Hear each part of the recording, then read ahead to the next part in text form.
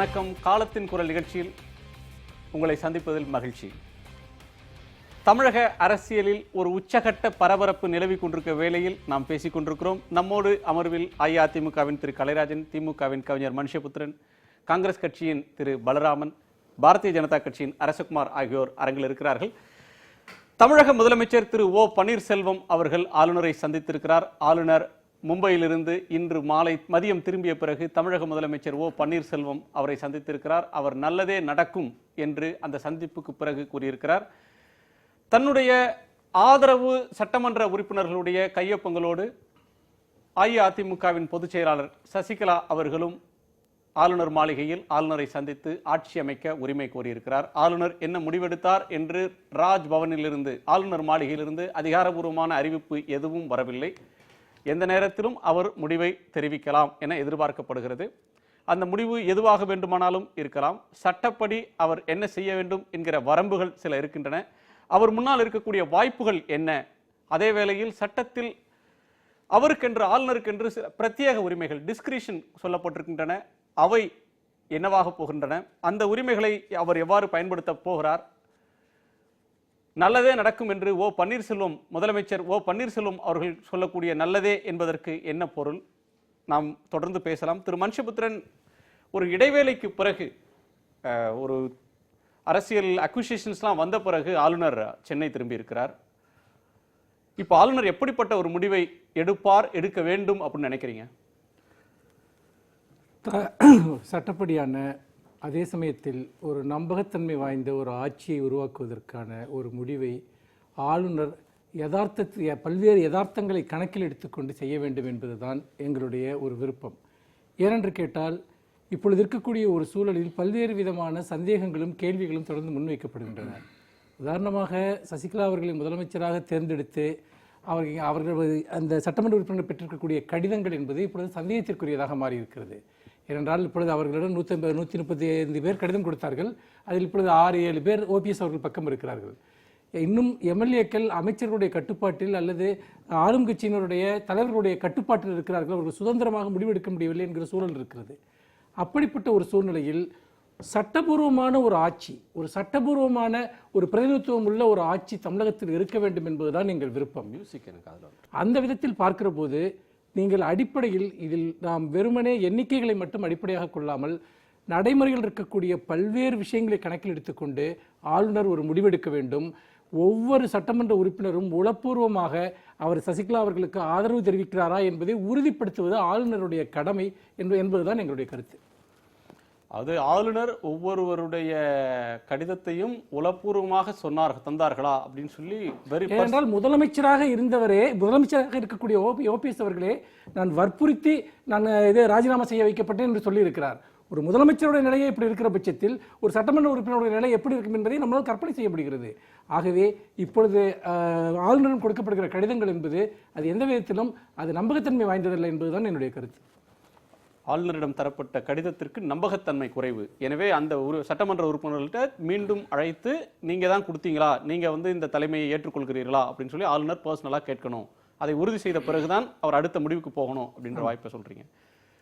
திரு கலைராஜன், திமுகவின் பார்வை இப்படியான ஒன்றாக இருக்கிறது. இதுல முதல் 2 நாட்கள் ஞாயிற்றுக்கிழமை அதிமுக சட்டமன்ற உறுப்பினர்களுடைய கூட்டம் கூடுகிறது. அதற்கு அடுத்து அங்கே ஒருமனதாக தேர்ந்தெடுக்கப்படுகிறார் திருமதி சசிகலா அவர்கள். அதற்கு பிறகு முதலமைச்சர் ஓ பன்னீர்செல்வம் அவர்கள் கடற்கரையில் செவ்வாய்க்கிழமை மாலை 48 மணி நேரம் கழித்து மனசாட்சியின் உந்துதல் காரணமாக சிலவற்றை பேசுகிறேன்னு அவர் சொல்றார்.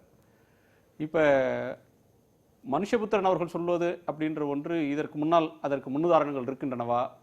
ஆதரவு கடிதம்னு ஒன்று கொடுத்தா அந்த கடிதத்தை அப்படியே எடுத்துக்கொள்வாங்களா, இல்லை அந்த உறுப்பினரை சம்மந்தப்பட்டவங்களை அழைச்சி பேசணுமா அப்படின்ற ஒரு கேள்வி வருது.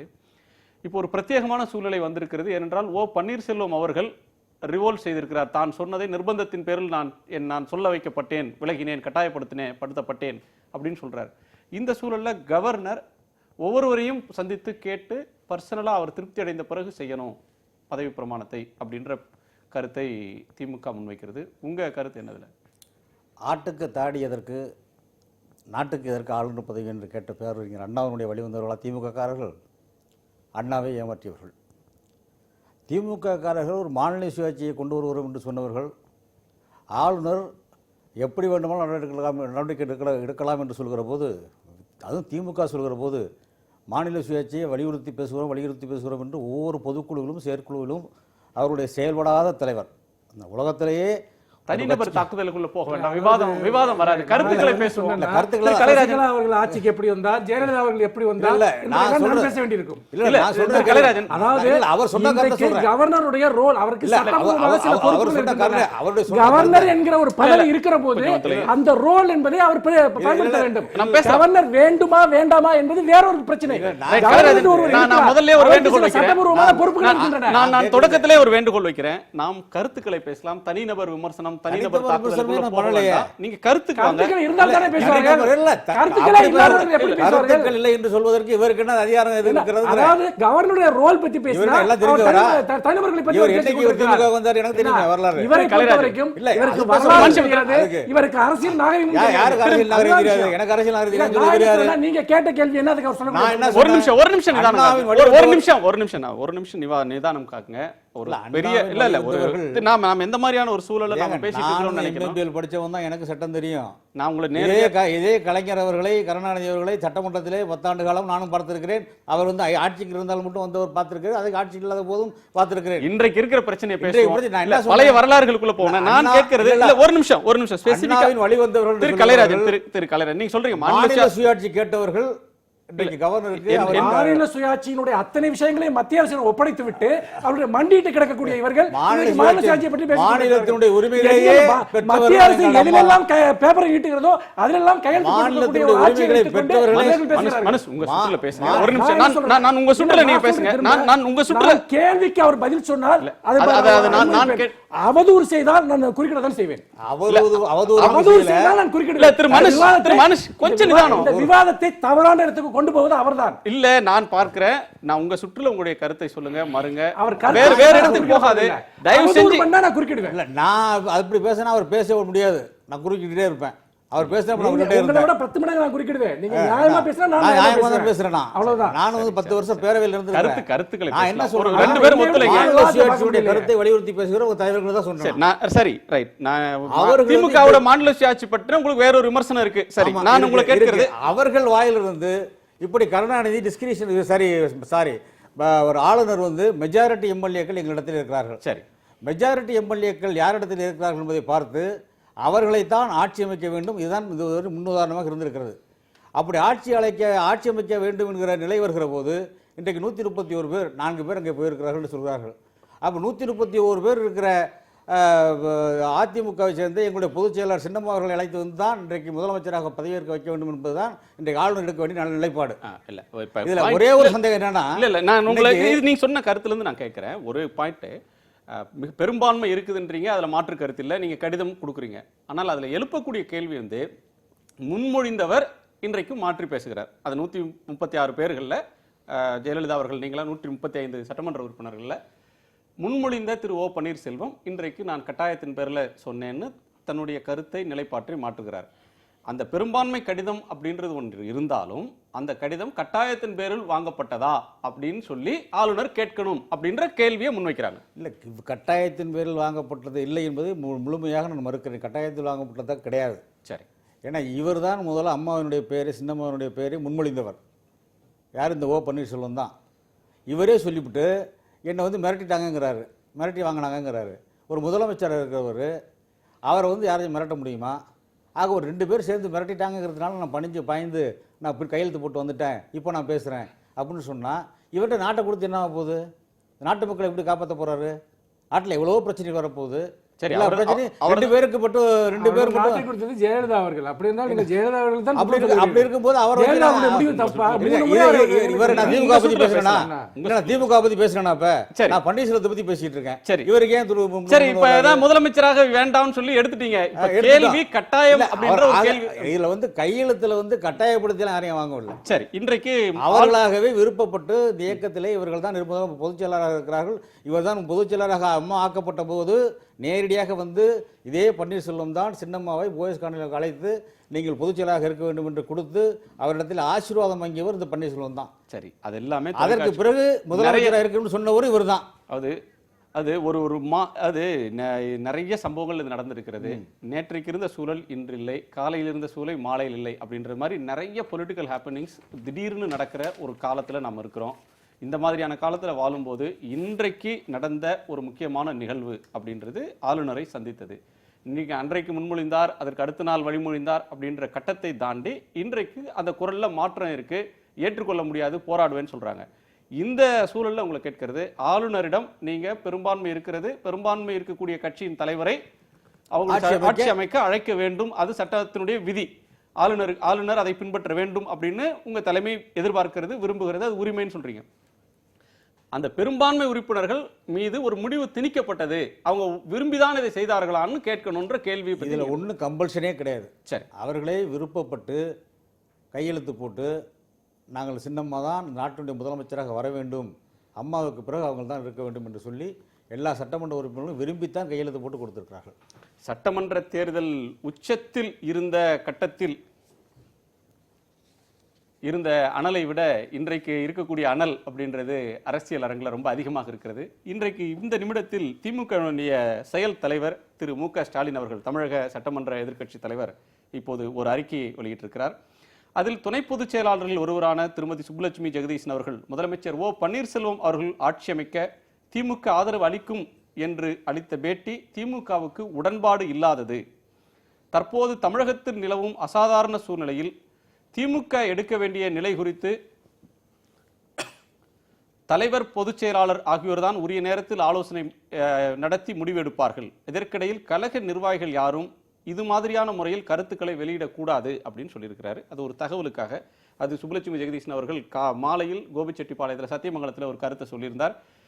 ஓ பன்னீர்செல்வம் தலைமையிலான அரசுக்கு ஆபத்து வந்தால், நம்பிக்கை வாக்கெடுப்பு நடந்தால் அதில் அவருக்கு ஆதரவாக நாங்கள் இருப்போம் என்கிற கருத்தை வெளிப்படுத்தியிருந்தார்.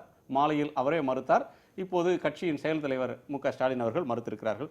திரு பல்ராமன், ஒரு கருத்து நான் சொல்லலாமா? இல்லை, மற்ற ரெண்டு விருந்தினர்கள் செயல் தலைவர் சொல்லியிருக்காரு, இப்போ சொல்லியிருக்கிறாரு. இதே செயல் தலைவர் சட்டமன்றத்திலே இதே அடுத்த சுற்றுக்கு போது அதுக்கு அவர் பதில் சொல்றாரு. பன்னீர்செல்வத்தை பார்த்து துரைமுருகன் நாங்கள் உங்களுக்கு முதல்ல பன்னீர்செல்வம் முதலமைச்சராக வருவதற்கு நாங்கள் ஆதரவு தெரிவிப்போம் சொன்னாரா இல்லையா? ஒரு நிமிஷம் அவர் சொல்லிட்டாரு, நான் பதில் சொல்றேன். நீங்க மற்ற இரண்டு பேருடைய வாய்ப்பை நீங்க பறிக்கிறீங்க. அடுத்த சுற்றுல எனக்கு இந்த கேள்விக்கு பதில் சொல்ல அனுமதிங்க. இதுக்கு சுருக்கமா பதில் சொல்லுங்க, நான் அவர்கிட்ட போயிடுறேன். இல்லைன்னா அதுக்கு அதாவது ஓபிஎஸ் அவர்கள் சட்டசபையில் என்ன சொல்கிறார் என்றால், தாங்கள் செய்கிற எந்த நல்லதையுமே திமுக பாராட்ட மாட்டேங்கிறது என்று வருத்தப்படுகிறார் ஒரு இடத்தில். அப்பொழுது துரைமுருகன் எழுந்து, நீங்கள் நல்லது செய்யுங்கள், நீங்களே ஆட்சி செலுத்துங்கள், நீங்கள் செய்கிற நல்லவைக்கு நாங்கள் ஆதரவு கொடுக்கிறோம் என்று சொன்னாரே ஒழிய, அவர் நீங்க பார்த்தீங்கன்னா முழுக்க இன்னைக்கு நடந்திருக்கிற பிரச்சனைக்கும் அன்னைக்கு நடந்திருக்கு என்ன ஒரு வித்தியாசம் இருக்கு. அது மட்டும் இல்லை, பக்கத்தில் இருந்த அதிமுகவை சுட்டிக்காட்டி, நாங்கள் உங்கள் எதிரிகள் அல்ல, இதோ உங்கள் கூட இருக்கிறார்களே, அவர்களிடம் கவனமாக இருங்கள் என்று சொன்னார். ஏன் சொன்னார் என்றால், முதலமைச்சரின் கீழ் தலைமையின் கீழ் இயங்கக்கூடிய ஒரு அமைச்சரே ஓபிஎஸ்ஐ நீக்கிவிட்டு சசிகலாவை முதலமைச்சராகுங்கள் என்று பகிரங்கமாக பேட்டி கொடுக்கிறார். அப்படிப்பட்ட ஒரு சூழ்நிலையில் சொல்லப்பட்ட ஒரு கருத்தை தவிர, நீங்கள் அதிமுகவில் உங்கள் கட்சி எம்எல்ஏக்களிடம் மந்திரிகளிடம் நீங்கள் எச்சரிக்கையா இருங்கள் என்று சொன்னார். மற்றபடி இந்த விஷயத்தில் எந்த விதமான அரசியல் நோக்கமும் கிடையாது. சட்டசபையில் என்ன நடந்தது என்பதை எடுத்து படித்து பார்க்கட்டும். சரி, திரு பல்ராமன், 2-3 கேள்விகள் இருக்கு இன்னைக்கு இருக்கிற சூழல்ல. ஒரு மூத்த அரசியல் தலைவர் நீங்க, இதுல இன்னைக்கு அரசியல் சட்ட நெருக்கடி அப்படின்னு ஒன்று வந்திருக்கிறதா அப்படின்ற கேள்வி இருக்கு. ராஜினாமா ஏற்கப்பட்டு விட்டது. திரு ஓ பன்னீர்செல்வம் அவருடைய ராஜினாமாவை முதலமைச்சர் ஆளுநர் ஏற்றுக்கொண்டு விட்டார்.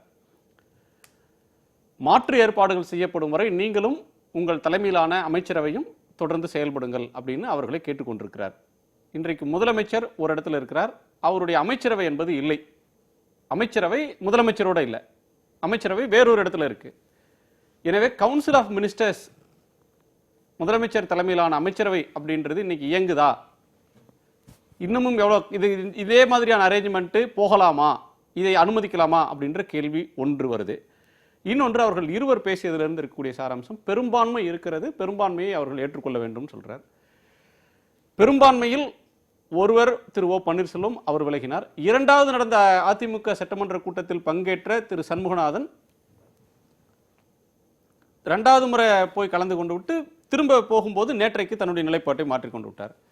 இப்படி சிலர் மாற்றி இருக்கக்கூடிய சூழ்நிலையில் ஒரு இருவர் அல்லது 4-5 பேர் தங்களுடைய முடிவை மாற்றிக்கொண்டதுனால மற்ற எல்லோருடைய முடிவையும் நீ உங்க முடிவு இதுதானா அப்படின்னு கேட்கணுமா? இல்லை அவர்கள் சொல்லவில்லை, இவங்களோட தான் இருக்கிறாங்க, வேண்டுமென்றால் அணிவகுப்புக்கு தயாராக இருக்கிறோம் அப்படின்னு சொல்லும்போது அதை அப்படியே அனுமதிக்கணுமா? அரசியல் சட்டம் கொடுத்திருக்கிற உரிமைப்படி ஆளுநர் முடிவெடுக்கலாம். சட்டமன்ற உறுப்பினர் தான் கணக்கே ஒழிய மக்கள் மத்தியிலே அவர்களுக்கு என்ன ஆதரவு இருக்கிறதுங்கிற கணக்கு சட்டம் எடுத்துக்கொள்வதில்லை.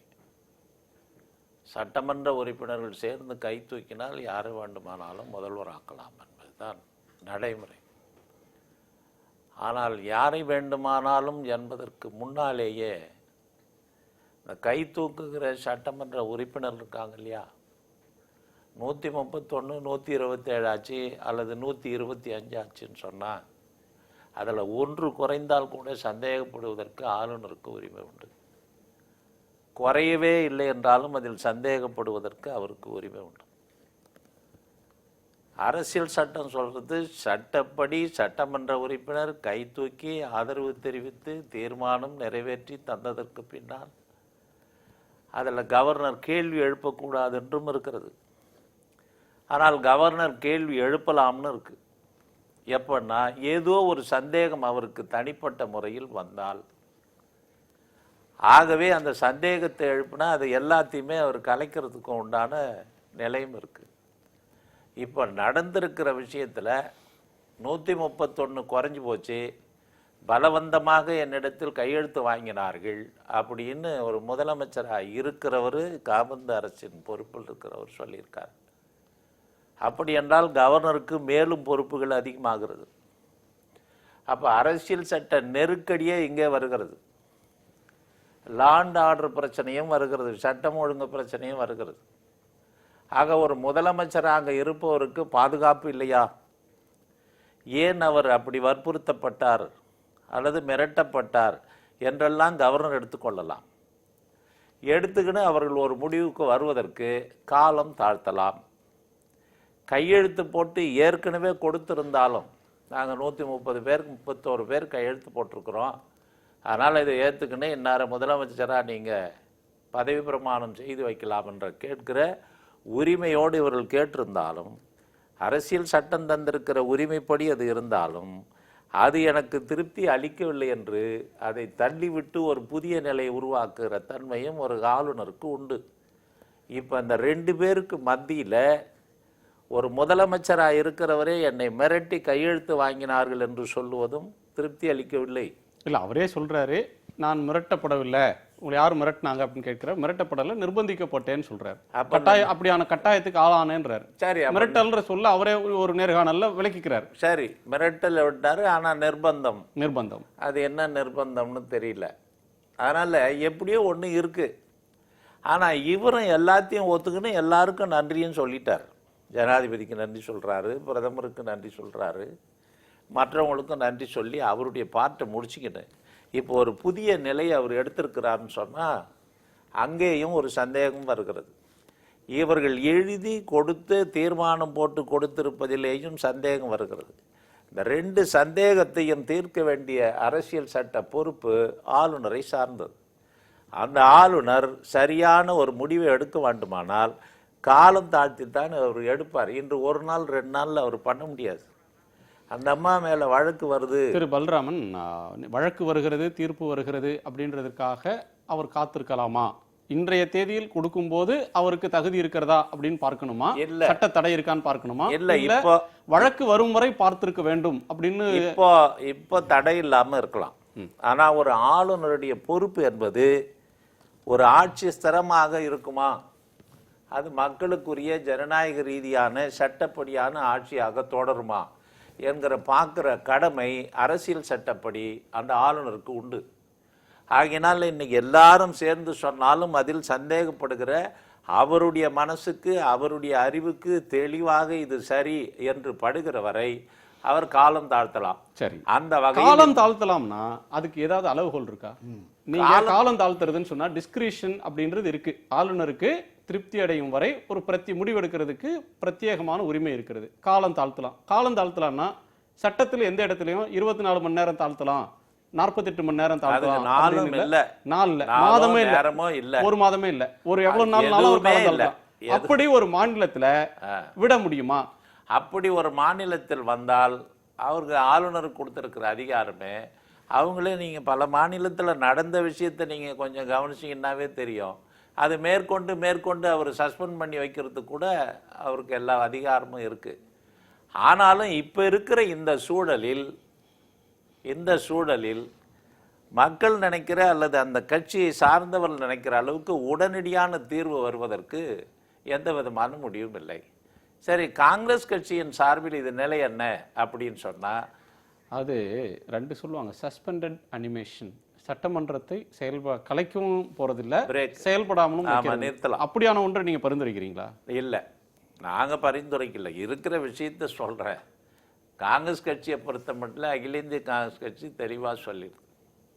சிங்வி அவர்கள் சொன்னார்கள், சட்டப்படியான நடவடிக்கையை சட்டப்படி எடுங்க, அதில் வேறு எந்த விதமான பாகுபாடும் இருக்கக்கூடாது, பார்வையும் தவறாக போகக்கூடாது என்பதை மட்டுமே காங்கிரஸ் கட்சி சொல்லியிருக்கிறது. ஆளுநர்கள் சட்டத்தை பார்த்து சட்ட நிலை என்ன, அதில் எந்த பக்கம் சரி இருக்குது அப்படின்னு சொல்லி சட்ட வல்லுநர்களை மட்டும் கலந்து பேசிட்டு முடிவெடுக்கிறாங்களா, இல்லை ஆளுநர் மாளிகையில் அவருக்கு வேறு நிர்பந்தங்கள், எப்படி பன்னீர்செல்வம் அவர்கள் தனக்கு நிர்பந்தம் இருக்குன்னு சொல்கிறாரோ அது மாதிரி ஆளுநர்கள் யாராலாவது நிர்பந்திக்கப்படுறாங்களா? ஆளுநருக்கும் நிர்பந்தம் வருமே, நடந்திருக்க, தமிழகத்தில் நடந்திருக்குது, இந்தியாவில் பல மாநிலங்களில் நடந்திருக்க. அது எல்லா நிலையிலையும் நாம் சந்தேகப்படுறதெல்லாம் நடந்தது தான் இந்த நாட்டில். ஆனாலும் இந்த விஷயத்தில் அவர் என்ன முடிவெடுப்பார் அப்படின்னு சொன்னால் நாம் பொறுத்து இருந்து தான் பார்க்கணுன்றது தான் இன்றைய நிலை. உங்கள் கருத்து என்ன திரு அரசகுமார்? ஆளுநர் 4 நாட்களுக்கு பிறகு வர்றார். ஞாயிற்றுக்கிழமை சட்டமன்ற கூட்டம் முடிகிறது, பெரும்பான்மை உறுப்பினர்கள் அனுப்புகிறாங்க. அன்றைக்கு எந்த மாற்று கருத்தும் அந்த எம்எல்ஏக்களுக்குள்ளே இல்லை. மறுதினம் நினைவூட்டல் அனுப்புகிறாங்க, அவர்கிட்ட பதில் இல்லை. நேற்றைக்கு டெல்லிக்கு போய் குடியரசுத் தலைவரை பார்க்கலாம்னு கிளம்புற நேரத்தில் குடியரசுத் தலைவருடைய அறிவுறுத்தல்லையோ மத்திய அரசின் அறிவுறுத்தல்லையோ ஆளுநர் திடீரென்று திரும்புகிறார். இவ்வளவு நாள் எடுத்துக்கொண்டது சரியா அப்படின்ற கேள்வி இருக்குது. அவர் மேலும் தாமதிக்க வேண்டுமா, அல்லது இந்த முடிவையே சரியான முடிவு தானே, இந்த லெட்டரோட ஆத்தென்டிசிட்டியை செக் பண்ணணுமா? அதாவது முதல்ல அண்ணன் பலராமன் அவர்கள் சொன்னதை போல, ஆளுநர் என்பவர் இந்த நேரத்தில் இந்த இடத்தில் மிக முக்கியமான ஒரு பொருட்டாக கருதப்படுகிறார். அவருக்கு 2 விதமான ரைட்ஸ் இருக்கு. ஆளுநர் கைக்கு அதிகாரம் போனா அந்த அதிகாரம் டெல்லியில் இருக்குன்னு அர்த்தம் இல்லையா? இந்த இடத்தில் ஆளுநர் கருதப்படுகிறார். அவருக்கு 2 விதமான ரைட்ஸ் இருக்கு. ஒன்று ஃபுல்லி சாட்டிஸ்ஃபேக்ஷன் ஆயிட்டார் அப்படின்னா, அவருக்கு குழப்பமோ சந்தேகமோ இல்லை அப்படின்னா அவர் உடனே நாளையே ஆட்சி அமைக்க அழைக்கலாம். ஆனால் இங்கே தமிழ்நாட்டில் நடந்துற நிகழ்வுகள் என்னென்னா, முன்னுக்கு பின் முரணா. இப்போ மாண்புமிகு முதல்வர் பன்னீர்செல்வம் அவர்கள் முதல்வராக இருந்தபோது, அவருடைய இருக்கிற போது அவருடைய பதவியை ராஜினாமா செய்து, ராஜினாமா கடிதத்தையும் கவர்னர் கொடுத்து விட்டு, அண்ணா திராவிட முன்னேற்ற கழகத்தினுடைய சட்டமன்ற கூட்டத்தினுடைய தலைவராக, குழுவினுடைய தலைவராக சகோதரி திருமதி வி.கே. சசிகலா அவர்களை தேர்வு செய்து, இதெல்லாம் ஒரு சடங்குகளாக நடந்து கொண்டிருந்த போது, கர்நாடகத்தினுடைய அரசு வழக்கறிஞர் உச்சநீதிமன்றத்தில் ஒரு வினாவை எழுப்புகிறார். அவங்க இது மாதிரி தமிழ்நாட்டில் முதல்வர் ஆகிறதுக்கான முயற்சிகள் நடக்குது, அவங்க மேலே தீர்ப்பு நிலுவையில் இருக்குது, அதனால் நீங்கள் அவங்கள விடுதலை பண்ணுறதோ நீங்கள் தண்டனை கொடுக்குறதோ உங்கள் சௌரியம், ஆனால் எதையாவது ஒன்று சீக்கிரமாக அறிவிச்சிருங்க, தீர்ப்பை சொல்லுங்க அப்படின்னு கேட்குறார். 1 வார காலத்திற்குள் தீர்ப்பு கொடுக்கப்படும் என்று உச்சநீதிமன்றம் அறிவுறுத்துகிறது. அதன் அடிப்படையிலே தான் கவர்னர் அவர்களுக்கு ஒரு நெருடல் ஏற்படுகிறது. ஏனென்றால் மீண்டும் ஒரு முதல்வரை தேர்ந்தெடுத்து ஏதேனும் பிரச்சனைகள் ஏற்பட்டு விட்டது என்று சொன்னால் மறுபடியும் அசாதாரண சூழ்நிலை தமிழ்நாட்டில் உருவாகும். பல கட்ட அசாதாரண சூழ்நிலைகளே தமிழ்நாட்டில் அசாதாரண சூழ்நிலை போதும் பல இருக்கிறது. அந்த அடிப்படையிலே அவர் தன்னுடைய டெல்லி பயணம் சென்று வழக்கறிஞரோடு, மத்திய அரசினுடைய வழக்கறிஞரோடு கலந்து ஆலோசித்து அவர் மத்திய அரசினுடைய அட்டார்னி ஜெனரல் என்னிடம் அவர் கலந்து ஆலோசிக்கவில்லை. ஏதோ ஒரு அரசு சார்ந்த வக்கீலுக்கு தானே பார்ப்பார், அட்வொகேட் தானே பார்ப்பாரு, பார்த்து அவருக்கு சட்டத்தினுடைய ஆலோசனை தேவைப்படுகிறது. இதற்கு இடையில் ஏற்கனவே அவர் பல நிகழ்வுகள் ஷெட்யூல்டு ப்ரோக்ராம் அவருக்கு இருக்கு. இதெல்லாம் விட தமிழ்நாட்டில் அடுத்தடுத்த நிகழ்வுகள் ஷெட்யூல்டு ப்ரோக்ராம்ஸ் இருந்தது. கோயம்புத்தூர்லயும் ஒரு ஷெட்யூல்டு ப்ரோக்ராம், ஒரு பட்டமளிப்பு இருந்தது. ஒரு அசாதாரணமான சூழ்நிலை ஒரு மாநிலத்தில் நிலவும் போது ஷெட்யூல்டு ப்ரோக்ராம்ஸை கேன்சல் பண்ணிட்டு அசாதாரண சூழ்நிலையை கவனிக்க வருவாங்களா, அசாதாரணமான சூழ்நிலை அசாதாரணமாகவே தொடரட்டும். அதான் இதுல வந்து உண்மைத்தன்மை இல்லை, ஏதோ பிரச்சனை இருக்குங்கிறத அவர் கெஸ் பண்றார். அவருக்கும் உளவுத்துறை எல்லாம் இருக்கும் இல்லையா, அதன் அடிப்படையில் அவர் ஒரு 2 நாட்கள் 3 நாட்கள் ஆனால்தான் இது வெளிச்சத்திற்கு வரும் என்ற எண்ணம் அவருக்கு தெரிஞ்சிருக்கு. 2 நாள் கழிச்சு ஓ பன்னீர்செல்வம் அவர்கள் மெரினா கடற்கரைக்கு இல்ல, போவார், நல்லா அவருடைய மனசாட்சி உந்தி தள்ளும், நல்லா புரிஞ்சுக்கங்க. அங்க சொல்லுவாரு. இல்ல ஒரு 2 தினங்கள் நாம் அமைதியாக இருந்தோம் என்று சொன்னால் இதில் இருக்கிற பிரச்சனைகள் வெளிவரும் என்று அவருக்கு உளவுத்துறை மூலமாக செய்திகள். எப்படி இருந்தாலும் இப்போ முதல்வர் அவர்கள் திடீர்னு எடுத்தோடனே அம்மாவுடைய நினைவிடத்துக்கு வந்துட்டாரு, எம்ஜிஆர் சமாதிக்கு வந்துட்டாரு நினைக்கிறீங்க? அது சம்பந்தமா ஒரு ஆலோசனை பண்ணியிருப்பார், அது சம்பந்தமா கருத்துக்களை நெருக்கமானவர்கிட்ட பகிர்ந்திருப்பார், அந்த கருத்துக்கள் வந்து வெளியே போயிருக்கலாம். அந்த அடிப்படையில் கவர்னர் அவர்கள் 2 நாட்கள் தாமதித்தல் தவறில்லை. ஓ பன்னீர்செல்வம் அவர்கள் போர்க்கொடி தூக்குவார் அல்லது அதிருப்தியை வெளிப்படுத்துவார் அப்படின்னு உளவுத்துறையின் மூலமாக கவர்னருக்கு தெரிஞ்சிருக்கின்றது, கிடைத்திருக்கலாம் என்று நான் கருதுகிறேன். உங்க ஊகம்? என்னுடைய யூகம் கருதுகிறேன். அந்த அடிப்படையிலே அவரை காலம் எடுத்திருக்கலாம். ஆனால் இன்றைக்கு வந்துவிட்டார். வந்த பிறகு இருவரையும் முறையாக சந்தித்திருக்கிறார்.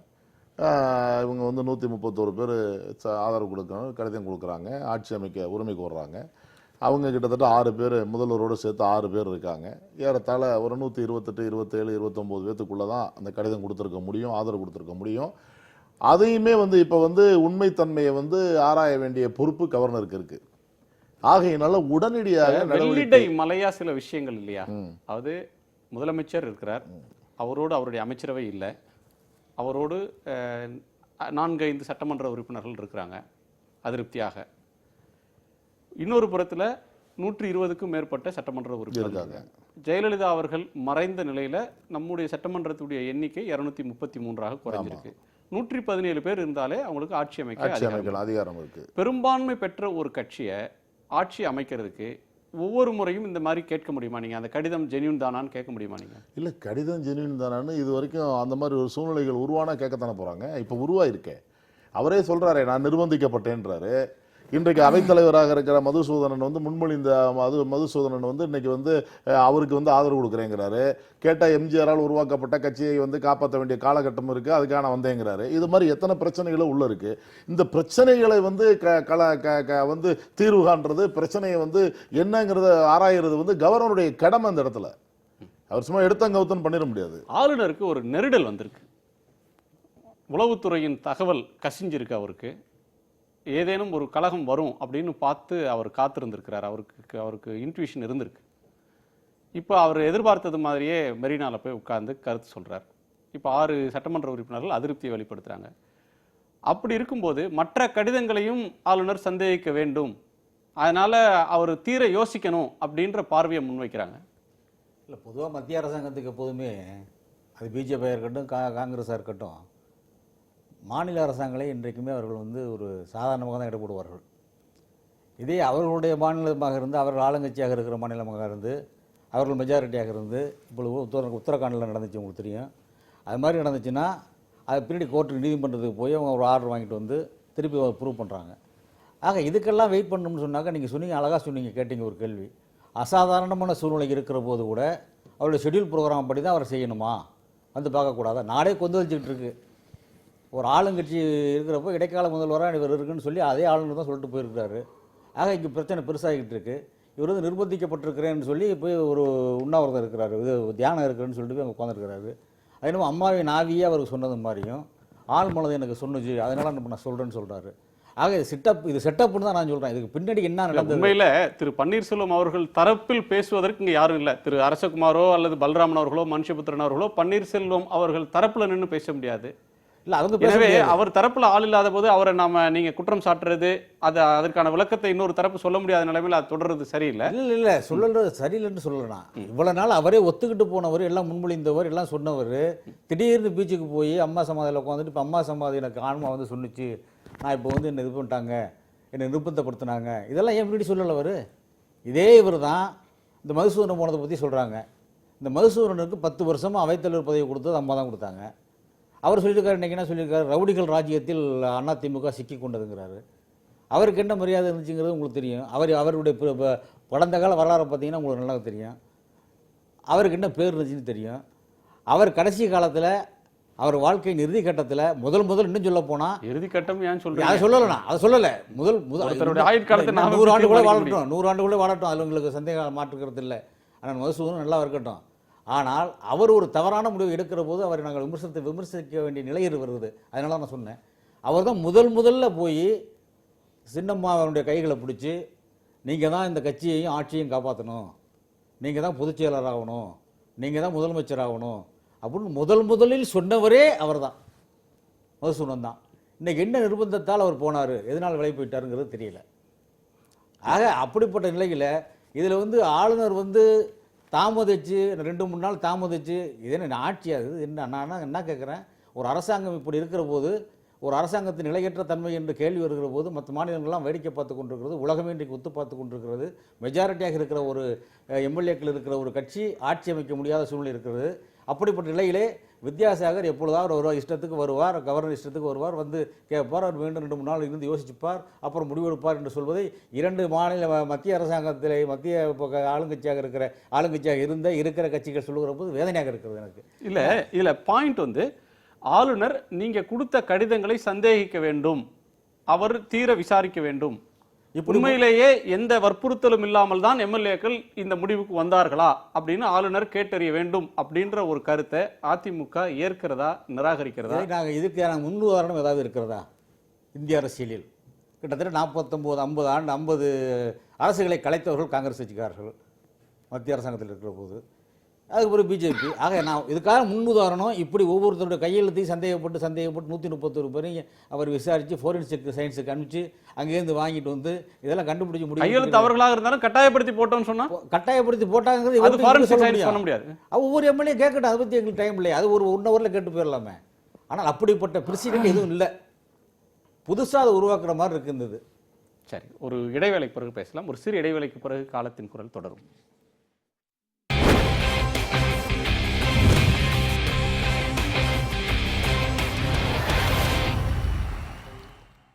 காலத்தின் குரல் தொடர்கிறது திரு மனுஷபுத்திரன். இதில் இன்றைக்கு 2-3 பார்வைகள் காங்கிரஸ் தரப்புலேருந்தே வந்திருக்கிறது. ஒன்று, திருநாவுக்கரசர் அவர் பேசுகிற துணி உடனே ஆட்சி அமைக்க அழைக்க வேண்டும், இதில் மற்றவர்கள் சொல்வதற்கு ஒன்றுமில்லை, எண்ணிக்கை இருக்கிறது, அழைக்கணுன்ற பார்வை. அபிஷேக் மனு சிங்வி கட்சியினுடைய தலைமை செய்தி தொடர்பாளர், சட்டப்படி நடக்கணும், வேற அரசியல் இதில் இருக்கக்கூடாது, சட்டம் என்ன செய்தோ அதை மட்டும் ஸ்ட்ரிக்டாக அபைட் பை த லா அப்படின்றார். இன்னொருவர் மூத்த தலைவர் திரு சிதம்பரம், அவர் சொல்லியிருக்கக்கூடிய கருத்து இந்த 2லிருந்தும் மாறுபடுகிறது. வழக்கின் தீர்ப்பு வருவதற்கு சில நாட்கள் இருக்கிற வேளையில் அதுவரையிலும் காத்திருக்க செய்யலாம், ஆனால் இதுக்கு முன்னுதாரணம் இல்லை, பெரும்பான்மை இருக்கக்கூடிய கட்சிக்கு அந்த கட்சி தலைவரை ஆட்சி அமைக்க அழைக்கணும், அதே நேரத்தில் ஆளுநருக்கு ஒரு வாய்ப்பு இருக்கிறது, ஒரு சின்ன உரிமை இருக்கிறது, அவர் காலந்தாழ்த்துவதற்கு உரிமை இருக்கிறது. காலந்தாழ்த்துவதற்கு சில காரணங்களை தெரிவித்தே, இன்னென்ன காரணத்தினால நான் காலந்தாழ்த்துகிறேன் அப்படின்னு தெரிவித்தே சில நாட்களை கடத்தலாம், தள்ளி போடலாம், அதற்கு பிறகு பண்ணலாம் அப்படின்ற கருத்தை சொல்றாரு. இந்த 3ல் உங்களுக்கு பிடித்தமான பார்வை எது? ஆளுநருக்கு இப்படியான அதிகாரத்தை கொடுக்கறது சரியா? இல்லை, அதாவது உங்களுக்கு தெரியாதல்ல, ஆளுநருடைய அதிகாரம் குறித்தும் அல்லது ஆளுநர்களுடைய தலையீடு காரணமாக மிகப்பெரிய ஒரு பாதிப்புகளை அடைந்த கட்சிகளில் திராவிட முன்னேற்றக் கழகமும் ஒன்று. அப்படி இருக்கிற போது ஆளுநருடைய எல்லை மீறிய அதிகாரத்தை நாங்கள் ஒருபோதும் ஆதரித்தது கிடையாது.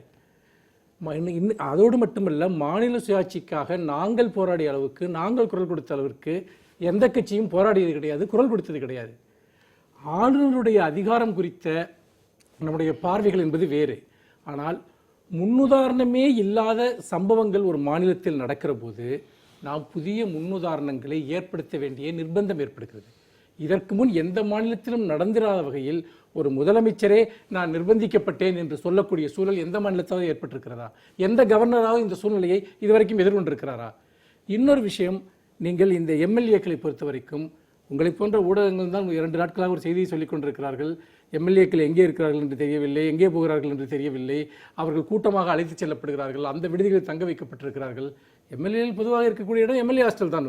அப்படி இருக்கிற போது அவர்களை இப்படி பொத்தி பாதுகாக்க வேண்டிய நிர்பந்தம் எதனால் ஏற்படுகிறது? இதனால் அதிமுகவை விசுவாசத்திற்கு பேர் போன கட்சி என்கிறார்கள், ஒரு பெரிய ஒரு இரும்பு கோட்டை போன்ற ஒரு கட்சி என்கிறார்கள். அப்படி இருக்கிற போது இவ்வளவு விசுவாசம் அவர்களுக்கு இருக்கிற பட்சத்தில் அவர்களை இவ்வளவு பாதுகாக்க வேண்டிய அவசியம் என்ன இருக்கிறது? இது அதாவது ஓபிஎஸ் அவர்கள் சொன்ன நான் நிர்பந்திக்கப்பட்டேன் என்ற கருத்து, எம்எல்ஏக்கள் இப்படி மர்மமாக வைக்கப்பட்டிருக்கக்கூடிய ஒரு சூழல், இது எல்லாமே சசிகலா அவர்களுக்கு எத்தனை எம்எல்ஏக்களுடைய மனப்பூர்வமான ஆதரவு இருக்கிறது என்கிற சந்தேகத்தை எழுப்புகிறது. இதன் காரணமாகத்தான் காலம் தாழ்த்த வேண்டும், ஆராய்ந்து முடிவெடுக்க வேண்டும் என்கிற கருத்துக்கள் முன்வைக்கப்படுகிறது. இது போன்ற சூழ்நிலையில் நமக்கு இப்போது இருக்கக்கூடிய ஒரே ஒரு வாய்ப்பு ஆளுநர் என்கிற வாய்ப்பு மட்டும்தான்.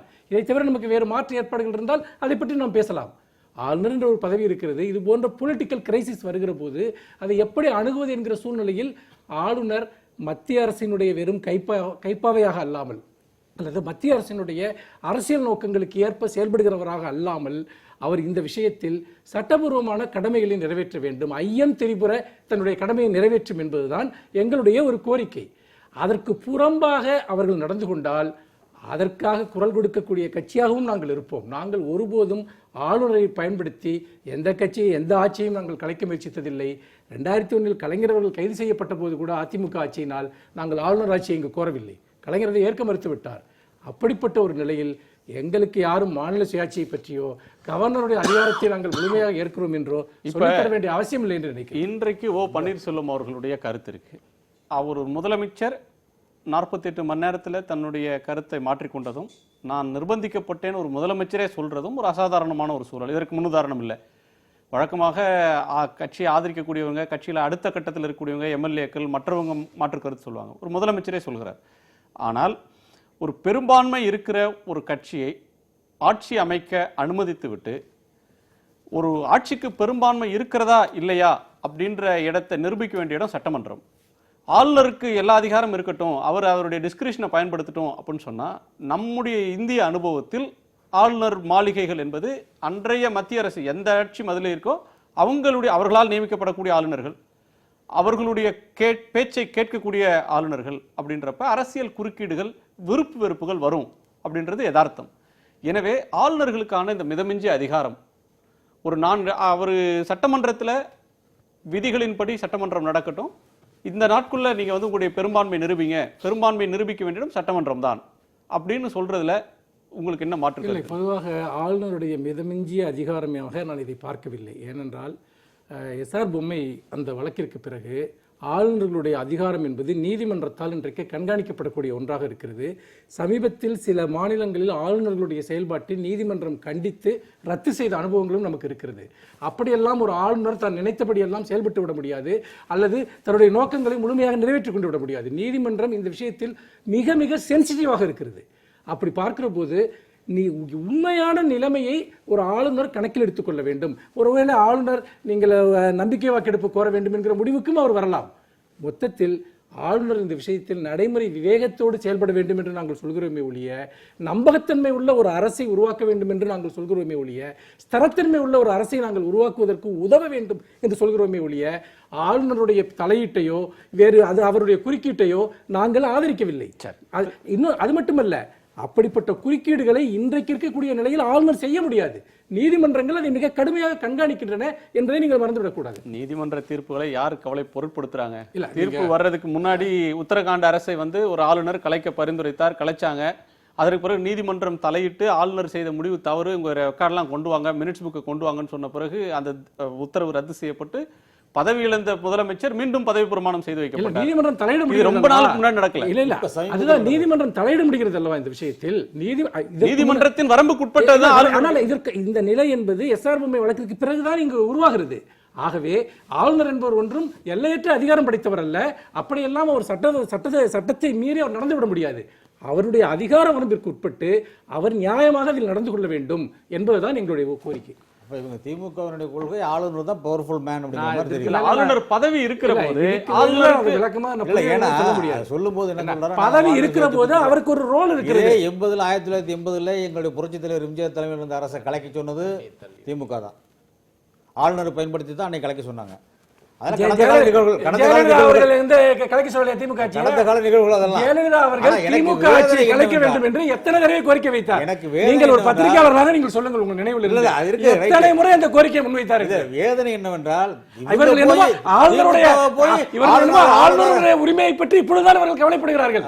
எத்தனை முறை திமுக ஆட்சியை கலையுங்கள் என்று ஜெயலலிதா வருடத்துக்கு 2 முறையாவது கேட்பார். இவங்களும் தான் கலைச்சு கேட்டாங்க. சரி, ரெண்டுக்குமே முன்னுதாரணம் இருக்கிறது. கோரிக்கை வச்சதுக்கு முன்னுதாரணம் இருக்கு. நான் உங்களுக்கு ஆளுநர் பதவிக்கு வந்து இவ்வளவு பவர் கொடுக்கணும்னு இவர் சொல்றாரு. திமுக சொல்றதா எனக்கு வேதனையா ஆளுநரை இருக்கு. பயன்படுத்தி அதிகாரத்தை கலையுங்கள் என்று அதிமுக கேட்ட அளவுக்கு வேற யாருமே கேட்டது கிடையாது. சரி, இவங்க தலைவருக்கு அதுல உடன்பாடு இருக்குமா? திரு பாலராமன், உங்கள்கிட்ட கேட்கிறது, இப்போ வந்து ஒரு முதலமைச்சர் ராஜினாமா செய்துட்டார்.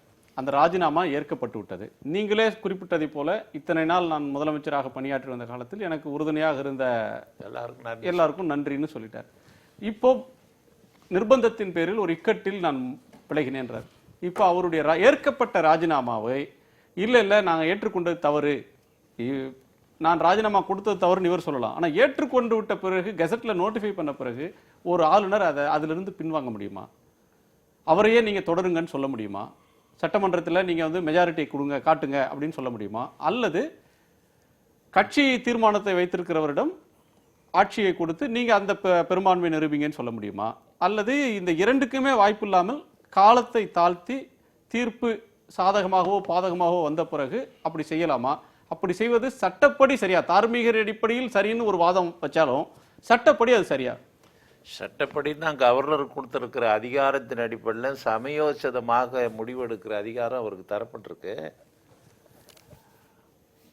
அதில் இவர் ராஜினாமா பண்ணிட்டாரு, நன்றின்னு சொல்லிட்டாரு, எல்லாம் முடிஞ்சு போச்சு அப்படின்னாலும் ஒரு கவர்னர் இப்போ வந்து உறுப்பினர்களுடைய பட்டியல் கொடுத்து, எம்எல்ஏக்கள் பட்டியல் கொடுத்து அதில் குறையுது அல்லது மன நிறைவு பெறல அப்படின்ற சூழல் இருக்கும்போதோ, அல்லது இவரால் நிர்வகிக்க முடியாது என்று கவர்னர் சந்தேகப்பட்டாலோ, அல்லது இவருக்கு 6 பேர் இன்னைக்கு இருக்கிறாங்க, நாளைக்கு அது 100 பேர் ஆகும் அப்படின்ற சூழல் வந்தாலோ, மெஜாரிட்டியை நிரூபிக்கிற இடம் சட்டமன்றம் என்கிற காரணத்தினாலும் அதை அனுமதிக்கிற பொறுப்பு கவர்னருக்கு உண்டு என்றாலும் கூட, தார்மீக ரீதியாக சட்டப்படி கை தூக்கி இன்னைக்கு யாரை ஆதரிக்கிறார்களோ அதை ஏற்க வேண்டும் என்று சட்டம் சொன்னாலும், அதிலேயும் அவர்கள் ஏற்கனவே பொதுச் செயலாளராக நியமிக்கப்பட்டது ஏற்க முடியாது என்று எலெக்ஷன் கமிஷன் சொல்லி இருப்பதாலும், வழக்கை எதிர்நோக்கி வழக்கினுடைய தீர்ப்பை எதிர்நோக்கி இருப்பதாலும், அதையும் மனதில் கொண்டு இதையும் மனதில் கொண்டு இரண்டுக்கும் கால அவகாசம் எடுத்துக்கொண்டு தான் அவர் முடிவு செய்வார் என்பது நடைமுறையில் இருக்கிற ஒன்றாக நான் கருதுகிறேன். ஸோ உடனடியாக எதுவும் நடக்காது. இல்லை, இதில் ஒரே நடக்காது. சின்ன இடையூறு. முடிச்சிருந்தேன். தலைவர் காங்கிரஸ் சரி சரி அதனால் நடக்காதுன்னு தான் நான் நம்புகிறேன். ஆனால் அதே சமயத்தில் 2 பக்கம் எது எங்கே எப்படி தாவும்னு நமக்கு தெரியாது. நாள் ஆக ஆக அதெல்லாம் நடப்பதற்கும் வழி உண்டு. அதே போல் மேலே இருக்கிறவருடைய அசைவுக்கேற்ற மாதிரி அரசியலை நடத்துகிற நிலை ஆளுநருக்கு எப்போதும் உண்டு என்பதில் அவரும் தான் சொன்னார். நடைமுறையில் நாம் பார்த்துட்டு இருக்கிறோம். அதனால் இந்த சூழலில் தற்சமயம் உடனடியாக நடக்காது. ஆனால் காங்கிரஸ் கட்சி தெளிவாக சொன்னது, சட்டப்படி காலம் தாழ்த்தாமல் சட்டத்தின் மூலம் எது எது சரியோ அதன்படி நிறைவேற்ற வேண்டியது ஆளுநரின் கடமை.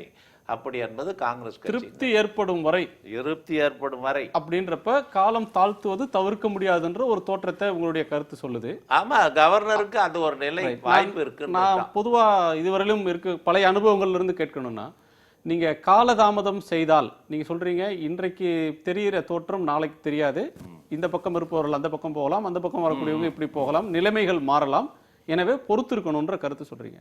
இது மறைமுகமாக குதிரை பேரத்தை ஊக்குவிக்கிறதாக, அதான் காலம் தாழ்த்துறதுன்றது வந்து ஒருத்தருக்கு அன்டியூ அட்வான்டேஜ் கொடுக்கறது, மறைமுகமாக குதிரை பேரத்தை ஊக்குவிக்கிறது ஆகும் அப்படின்னு சொன்னா அது தப்பா? அது ஒன்றும் தப்பு இல்லை, அதுவும் அந்த வாய்ப்பும் இருக்கத்தான் செய்யுது. ஆனால் இன்றைய அரசியலில் வந்து மத்திய அரசினுடைய தலையீடோ மற்றதோ இருக்கும்னு 2 பக்கமும் சந்தேகப்படுறாங்க பாருங்க, ஊடகத்தார், பத்திரிகையாளர் எல்லாரும். அது எல்லாமும் கூட இப்போ அந்த குழப்ப நிலைக்கு தான் வந்திருக்கு. நாம் என்னதான் பேசினாலும் கொண்டாலும் கடைசியாக கவர்னர் எழுந்து போயிட்டு அப்புறம் பார்க்கலான்ட்டாருன்னா சரியா போச்சு. அதனால் அதை பொறுத்து இருந்து தான் நம்ம பார்க்க வேண்டியது இருக்கு.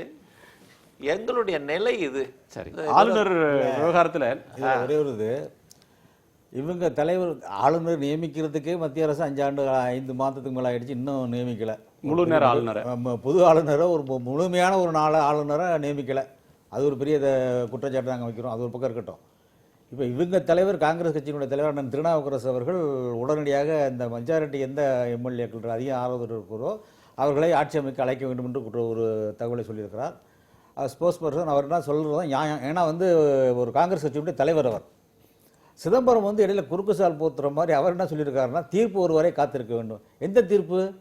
இந்த வழக்கிலே தீர்ப்பு நாளைக்கு வரலாம், நாளை தெரிச்சு வரலாம், 6 மாதம் கழிச்சு கூட வரலாம். ஒரு வாரத்தில் வரும்னு நீதிபதி இல்லை, சொல்லி ஒரு வாரத்தில் வரலாம், தள்ளி போய் ஒரு வாரம்னு சொல்லிட்டு எத்தனையோ மாதம் தள்ளி போன வழக்குகளும் உண்டு. ஒரு வாரத்துல தான் நீங்க சொன்னீங்களேன்னு திருப்பி நீதிபதிகள்கிட்ட கேட்க முடியாது. ஒரு வாரம் சொன்னீங்களே, ஒரு வாரம் முடியுது, ஏன் சார் ஜட்ஜ்மெண்ட் கொடுக்கலன்னு கேட்க முடியாது. ஆனா இப்போ பொறுத்தவரை ஆசன் டேட் சின்னம்மாவை பொறுத்தவரையிலும் ஃபர்ஸ்ட் அக்யூஸ்ட்னு சொல்ல போனா அம்மா இறந்துடுறாங்க. அவங்க தான் பப்ளிக் சர்வெண்ட், உங்களுக்கு தெரியும், தெளிவா தெரியும். இவங்க பப்ளிக் சர்வெண்ட் கிடையாது, அவங்களோட அசிஸ்டன்ட். அவங்க இல்ல அந்த வழக்கின் உள்ள போகலன்னா. ஆனா என்ன சொல்றேன்னா, இப்போயை பொறுத்தவரையிலும் இந்திய டேட் வரையிலும் அவங்க விடுதலை செய்யப்பட்டவர், நிரபராதி என்று விடுதலை செய்யப்பட்டவர். ஆக அவர் குற்றவாளி அல்ல. தீர்ப்பு is bending in the supreme court. அது எப்போ வேணாலும் வரலாம். அதுக்கு போய் ஒரு சட்ட வல்லுநராக இருக்கிற சிதம்பரம் இதை சொல்றாருங்கிறப்ப தான் வேதனையா இருக்கு. இல்ல அவர் தீர்ப்பு எப்படி வேண்டுமானாலும் வரலாம். அதுவரை தீர்ப்பை நம்ம ப்ரெடிக்ட் பண்ண முடியாது. இப்படித்தான் வரணும்னு சொல்ல முடியாது, இப்படி வரக்கூடாதுன்னு நம்ம சொல்ல முடியாது. நீதிபதிகளுடைய அவங்களுக்கு முன்னாடி என்ன சான்றாவணங்களை வைக்கிறாங்களோ அதை வைத்து நீதிபதிகள் தர்றது. அவர் சொல்லக்கூடிய கருத்து, ஒரு பதவியேற்பு நடந்து சில நாட்களில் அப்படியான ஒரு நிலைமை மீண்டும் ஒரு அசாதாரண சூழல் வரக்கூடாது அப்படின்றதுக்காகத்தான் தடுக்க வேண்டியது இருக்கிறது அப்படின்ற பார்வையை திரு அரசகுமார் அவர்களும் முன்வைக்கிறார். மீண்டும் ஒரு அசாதாரண சூழல் வரல, நினைவூட்டல் தான். ஏங்க, நாளைக்கு பூகம்பம் வருமோ, நாளை தெரிஞ்சு புயல் வருமோ, தமிழ்நாடு அழிஞ்சு போயிருமோ, இப்படிலாம் கற்பனை பண்ணிட்டு இருக்க முடியாதுங்க. இது அரசாங்கங்க. ஒரு majority of the people MLA sir supporting Chinnamma. ஆட்டோமேட்டிக்காக லீகலாக அவங்க தான் சப்போர்ட் பண்ணணும். அவங்கள தான் கவர்மெண்ட் கூப்பிடணும். நாளைக்கு வரப்போகுது, நாளைக்கு வர ஃபோர்ஸிங் பண்ணக்கூட எப்படி விஷயம் அது? நாளைக்கு தீர்ப்பு பாசிட்டிவாக வந்தால் சார் சொன்னதுக்கும் AICC all India Congress committee சொன்னதுக்கும் சிதம்பரம் சொல்றதுக்கும் 3க்குமே முரண்பாடு இல்லை. சட்டப்படி நடத்துங்க, உடனடியாக நடத்துங்க ஒரு ஆல் இண்டியா காங்கிரஸ் கமிட்டி சொல்லுது. அதையே தான் தமிழ்நாடு காங்கிரஸ் கமிட்டி தலைவர் சொல்றாரு. சட்டப்பூர்வமான நிலையில் இது கொஞ்சம் நெருடல் இருக்கிறது, ஆகவே கொஞ்சம் தள்ளி வைத்து செய்யலாமே என்கிற கோரிக்கையை தான் சொல்றாரே ஒழிய சிதம்பரம் அதை நிறுத்துங்கன்னு அல்லது வேறு வகையிலேயோ அது கற்பனை எல்லாம் கொண்டு போகல. தாமதம் நீங்க சட்டப்படின்றீங்க. இந்த 4 நாள் தாமதம் இருக்குல்ல, 5 நாள் தாமதம், ஞாயிற்றுக்கிழமை தொடங்கி திங்கள், செவ்வாய், புதன், வியாழன், வெள்ளி, வியாழன், இதுவே தாமதம் அப்படி ஒரு விமர்சனம் இருக்கே. இல்ல, இது தாமதம்னு சொல்ல முடியாது. நீங்க ஆளுநர் ஊருக்கே வரல, அந்த குறைகள்லாம் தெரியுது, நமக்கு தெரியுது, நாம இல்லைன்னு சொல்லல. அதுக்காக நாம இந்த சொல்லக்கூடிய இந்த சட்ட சிக்கலையோ மற்றதையோ அதுக்கு ஒரு காரணம் சொல்ல முடியாதுன்னு தான் நான் நினைக்கிறேன். 3 பேர் சொன்னதுக்கும் வேறுபாடு இருக்கு. நாளை தீ பிடிச்சி எரிஞ்சுக்கிட்டு இருக்கு, நாளைக்கு வர்றேன் அல்லது இன்னைக்கு வர்றேன் அல்லது நீ சாயந்தரம் வர்றேன் அப்படின்னு ஒரு தகவல் கூட ஆளுநர் மாநிலம் வரலையே. 2-3 நாளாக நீங்கள் பார்த்தீங்கன்னா எந்த தகவல் இவ்வளோ திடீர்னு இன்னைக்கு வராரு இப்போ தெரியுது, போய் பார்க்குறாங்க, மீட் பண்ணுறாங்க. அப்போ தமிழ்நாட்டு மக்கள் தமிழ்நாட்டில் இருக்கிறவங்கெல்லாம் எதுவுமே கவலைப்பட மாட்டாங்க. சுரணையற்றவர்கள் இவர்களுக்கு போய் நம்ம என்ன பண்ணணும் அப்படிங்கிற எண்ணங்கள் யாருக்கும் வந்துடக்கூடாதுன்றதுக்காக தான் நான் சொல்கிறேன், வலியுறுத்தி சொல்கிறேன். ஆக எத்தனை நாள் வேணாலும் வரலாங்க. நாளைக்கு எது வரும், இப்படி வரும், அப்படி வரும், நாளைக்கு இந்த மாதிரி வரும், அதனால நாங்கள் செய்யக்கூடாதுன்னா நாளை என்பது கணக்கு போட்டு பார்த்தீங்கன்னா எந்த அரசியல் நிற்காது. இதுக்கு முன்னுதாரணம் எதுவுமே கிடையாது. உங்கள்கிட்ட ஒரு நிறைவான கேள்வி நான் கேட்க வேண்டும். அது இன்றைக்கு ஆதரிக்கக்கூடியவர்கள் தாமதித்தால் இதே ஆதரவை தருவாங்களா அப்படின்ற கேள்வி இருக்கு. நிச்சயமாக. 2வது, திரு மனுஷபுத்திரன் அவர்கள் எழுப்பின கேள்வி, எதிர்க்கட்சி தலைவர் மு க ஸ்டாலின் அவர்களும் எழுப்பின கேள்வி. ஆளும் கட்சியினுடைய சட்டமன்ற உறுப்பினர்கள் கண்காணிப்பில் வைக்கப்பட்டிருக்கிறார்கள், அவர்கள் சுயமாக செயல்பட அனுமதிக்கப்படவில்லை என்பது பற்றி விசாரிக்கணும்னு திமுக சொல்லுது. அப்படி யாராவது அவங்களுடைய சம்பந்தப்பட்டவர்கள் யாராவது பெட்டிஷன் கொடுத்துருக்காங்களா? எங்கள் கணவரை காணும், எங்கள் அண்ணனை காணும், எங்கள் தம்பியை காணும் சொல்லியிருக்காங்களா? எல்லாம் சுதந்திரமாக ஜனநாயகத்தை முழுமையாக ஜனநாயக நாட்டில் அனுபவிச்சுட்ருக்காங்க எங்கள் ஆட்கள். சட்டமன்ற உறுப்பினர் யாரையும் கட்டி போடலை, யாரையும் பிடிச்சிட்டு போகலை. அப்படியாவது குற்றச்சாட்டு யாராவது கொண்ட திரு ஸ்டாலின் அவர்கள்ட்டையோ மற்றவர்கள்ட்டே கொடுத்துருந்தாங்கன்னா அவங்க நீ கேட்கலாம். யாருமே குற்றச்சாட்டே கொடுக்கலங்கிறப்ப, கம்ப்ளைண்ட்டே கொடுக்கல, இவங்களாம் எப்படி சொல்ல முடியும்? சரி, இது எங்கள் ஆட்கள் அவங்க சுதந்திரமாக தான் இருக்காங்க, தெளிவாக தான் இருக்காங்க. முழுமையாக ஆதரவோடு தான் சப்போர்ட் பண்ணுறாங்க. எங்க இருக்காங்கன்னு தான் தெரியல. அது எங்கே இருக்காங்க? இங்கே தான், சென்னையில் தான் இருக்காங்க. இருக்காங்கிறதா எங்க உங்க இருக்காங்க? ஊடகங்களுக்கே தெரியல. நான் சொல்லல. எல்லா எல்லா எம்எல்ஏ நான் கூட 10 வருஷம் போடுற எல்லா ஊடகங்களும் சொல்றீங்க. நான் போய் எம்எல்ஏக்கள் எங்க இருக்காங்கன்னு தெரியல. எம்எல்ஏஸ்ல எங்க சுதந்திரமா இருக்காங்கன்னு தெரியல. சுதந்திரமா இருக்காங்க, எங்க சுதந்திரமாக இருக்காங்கன்னு இருக்கிறார்கள். தெரியல. சென்னையில் தான் இருக்கிறாங்க. எங்க இருக்காங்க யாருக்கு தெரியாது. அதை போய் நாங்கள் ஸ்டாலின் சொல்லணும்னு தேவையில்லை. மக்கள்கிட்ட சொல்லுங்க, ஸ்டாலின்ட்ட சொல்ல வேணாம். நான் மக்கள்கிட்ட சொல்லிட்டு தான் இருக்கோம். மக்கள் பார்த்துட்டு தான் இருக்காங்க. ஊடகங்களுக்கே தெரியல. எல்லா மக்களுக்கு ஊடகங்களும் பார்த்துட்டு தான் தெரியாது. இருக்காங்க. எல்லா ஊடகங்களும் பார்த்துட்டு தான் இருக்கு. சில ஊடகங்கள் இங்கே தான் தங்கியிருக்காங்க அப்படின்னு எடுத்து காமிக்கிறாங்க. இது எங்க ஊடகத்திலையும் காட்டியிருக்கு. நம்ம தொடர்ந்து பேசலாம். இன்னைக்கு பார்த்தீங்கன்னா இப்போ அம்மா வந்து இப்போ ஆளுநரை சந்திக்க போவதற்கு முன்னால் அம்மாவுடைய சமாதிக்கு வந்தார்கள், புரட்சித் தலைவருடைய சமாதிக்கு வந்தார்கள், அண்ணாவுடைய சமாதிக்கு வந்தார்கள். அப்பொழுது கூட பல அமைச்சர்கள், சட்டமன்ற உறுப்பினர்கள் சிலர் வந்தார்கள். அப்போ அவங்களாம் சுதந்திரமா இல்லையா? சரி, உங்க அவங்களுடைய கட்டுப்பாட்டுல தான் மத்த எல்லாரும் இருக்காங்க. அவங்க எங்க இருக்காங்கன்னு தெரியல. தாமதத்தினால் உங்களுடைய சட்டமன்ற உறுப்பினர்கள் உங்களோடு உறுதியாக இருக்கிற பட்சத்தில் எத்தனை நாள் தாமதமானாலும் ஆட்சி உங்களை தான் வந்து சேரப்போகிறது. நிச்சயமாக. எனவே அதுல சட்டப்படி எவ்வளவு நாள் எடுத்துக்கிறாரோ எடுத்துக்கிட்டோம் அப்படின்ற ஒரு மனநிலைக்கு நீங்க தயாரா? நிச்சயமாக தயாரில்லை. நாங்கள் என்ன அடிமைகளா? தமிழர்கள் என்ன சுரணையற்றவர்களா? சூடு சுரணையற்றவர்களா?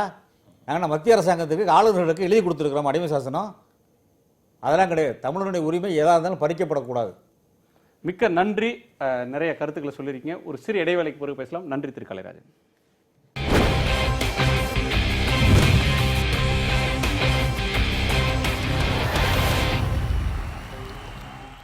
காலத்தின் குரல் தொடர்கிறது. திரு அரசகுமார், இந்த தாமதம் அப்படின்ற ஒன்றை பற்றி பேசிட்டு இருந்தோம். இன்றைக்கு ஆளுநர் அவருக்கு முன்னால் இருக்கக்கூடிய வாய்ப்பு என்ன அப்படின்றத பற்றி அவர் மத்திய அரசுக்கு சொல்லணும். அறிக்கை வாயிலாக இருவரும் சந்தித்தார்கள். என்ன முடிவை எடுத்தேன் அப்படின்னு அவர் சொல்லணும். ஆனால் அப்படி ஒரு எந்த அறிவிப்பையும் மக்களுக்கு செய்யாமலே கூட இருக்கலாம். ஏன்னா ஆளுநர் அப்படி செய்யலைன்னா அவரை நிர்பந்திக்கவும் முடியாது. இந்த சூழலில் தம்பிதுரை, மக்களவை துணை சபாநாயகர் திரு தம்பிதுரை, பிரதமர் நரேந்திர மோடியை இன்று மாலை சந்தித்திருக்கிறார். இந்த சந்திப்பும் அந்த சந்திப்பும் கோயின்சைட் ஆகுது, அதுக்கு ஒரு அரசியல் முக்கியத்துவம் இருக்கு அப்படின்னு அதை பார்க்கணுமா? அப்படிலாம் ஒன்றும் கிடையாது. அவர் ஒரு துணை சபாநாயகர், அண்ணா திராவிட முன்னேற்ற கட்சியினுடைய எம்பிக்கள் குழுவினுடைய முக்கிய தலைவர். அந்த அடிப்படையில் ஒரு நாடாளுமன்ற உறுப்பினருங்கிற முறையில், ஒரு மாநிலத்தினுடைய பிரதிநிதி என்கிற முறையில் பிரதமர் அவர்களை பாராளுமன்ற வளாகத்திலே சந்தித்திருக்கிறார். அது அவருடைய ரெக்வஸ்டேஷன் கொடுத்து சொல்லியிருப்பார். இங்கே இருக்கிற சூழ்நிலையை எடுத்து சொல்லியிருப்பார். ஒரு பிரதமர்கிட்ட ஒரு துணை சபாநாயகங்கிறது ஒரு போர்ட்போலியோ இருக்குது, அடுத்து ஒரு கட்சியினுடைய வழிகாட்டின்ற ஒன்று இருக்குது, பார்லிமெண்டேரியனுங்கிறது ஒன்று இருக்குது. அவர் ஒரு நீண்ட நாள் பார்லிமெண்டேரியன். அந்த அடிப்படையில் ஒரு மூத்த பாராளுமன்ற உறுப்பினர்ங்கிற முறையில் அவருக்கு ஒரு முக்கியத்துவம் கொடுத்திருக்கலாம், அவர் கருத்துக்களை சொல்லியிருக்கலாம். அதற்கும் இங்கே கவர்னரை பார்த்து முதல்வர் அவர்களோ அல்லது சகோதரி சசிகலா அவர்களோ சந்தித்து உரிமை கோருவதற்கும் அவருடைய நிலைப்பாடுகளை தெரிவிப்பதற்கும் சம்பந்தம் இல்லை. அதுக்கு சம்பந்தம் இல்லை, எந்த சம்பந்தம் கிடையாது. பேராசிரியர் தீரன் நம்மோடு இணைந்திருக்கிறார். பேராசிரியர், இந்த முடிவை நீங்க எப்படி பார்க்குறீங்க? ஒரு மக்கள் ஆவலோடு எதிர்பார்த்துட்டு இருக்கிறாங்க. ஒரு ஆளுநருக்கு ஆண்டுதோறும் சட்ட ஒழுங்கு பிரச்சனை, ஆட்சியின் மீதான குற்றப்பத்திரிகை, குற்றச்சாட்டுகள், பல்கலைக்கழகங்கள் நடக்கிற ஊழல்கள், இப்படி எந்த புகார் எடுத்துகிட்டு ஆளுநர் மாளிகைக்கு போனாலும் அதுக்கு அக்னாலஜ்மெண்ட்டை தவிர வேற ஒன்றும் வர்றதில்லை. ஆனால் இப்படி ஒரு அசாதாரணமான சூழ்நிலைகளில் ஆளுநர் மாளிகைகளுக்கு திடீர்னு ஒரு முக்கியத்துவம் வந்துடுது, மவுசு கூடிடுது. மற்ற நாட்களில் ஆளுநர்களுக்கு அவ்வளோ பெரிய இம்பார்ட்டன்ஸ் இல்லை. இந்த 3 கருத்து முன்வைக்கப்படுது. ஒன்று, தார்மீக அடிப்படையில் மக்களை சந்தித்து அவர் வருகிற வரை வழக்கு ஒன்றில் தீர்ப்பு வருகிறது அப்படின்றது நிச்சயமான நிலையில் அவரை பதவியேற்க அனுமதிப்பது என்பதை தள்ளி போடலாம், மறுக்க தேவையில்லை, தள்ளி போடலாம் அப்படின்ற பார்வையை சட்ட பார்வையாக சிலர் முன்வைக்கிறாங்க. அதாவது பேரறிஞர் அண்ணா அவருடைய காலத்திலிருந்தே நாம் இதுக்கு நிறைய உதாரணங்களை பார்க்கலாம். அண்ணா அவர்கள் கூட சட்டமன்ற எம்எல்ஏ தேர்தலில் நின்று ஆனவர்கள், எம்எல்சியாக இருந்து தான் முதலமைச்சராகவே ஆனவர்கள். அதே போல் 1969 திமுக தலைவர் கருணாநிதி அவர்கள் முதலமைச்சரானது, அண்ணா முதலமைச்சர் ஆகிறதுக்கு திமுகவுக்கு ஓட்டு போட்டாங்க. அப்புறம் இப்படி 69 திமுகவினுடைய தலைவராகவும் அதே போல் அன்றைய முதலமைச்சராகவும் கருணாநிதி வருகிறார். ஆக அவருடைய கட்சி எம்எல்ஏக்கள் இல்லை, இரண்டுக்கும் இங்கே ஜானகி அம்மையார் முதலமைச்சராக வேண்டும் என்று யாரும் ஓட்டு போடலை. அன்றைக்கு அவர் சட்டமன்ற உறுப்பினராக கூட இல்லை. ஆனால் நிறைய பழைய உதாரணங்கள் எடுத்துக்கிட்டா நிறைய இருக்கு. ஆனால் ஒன்றோடு ஒன்று ஒப்பிட முடியாத ஒன்று. ஜானகி அவர்கள் அதாவது சட்டப்படி சரி, இது பெரும்பான்மை உறுப்பினர்கள் யாரை வேண்டுமானாலும் தேர்ந்தெடுக்கலாம். ஜானகி அம்மையாவை கொண்டு வந்தாங்க. ஆனால் ஜானகி அவர்கள் முதலமைச்சராக பொறுப்பேற்கிறதும், கருணாநிதி அவர்கள் அண்ணாவுடைய அரசியல் இருந்தவர், அதற்கு முன்பு பொது வாழ்க்கையில் இருந்தவர், ஜெயிச்சவர், சட்டமன்ற உறுப்பினர், அமைச்சர்.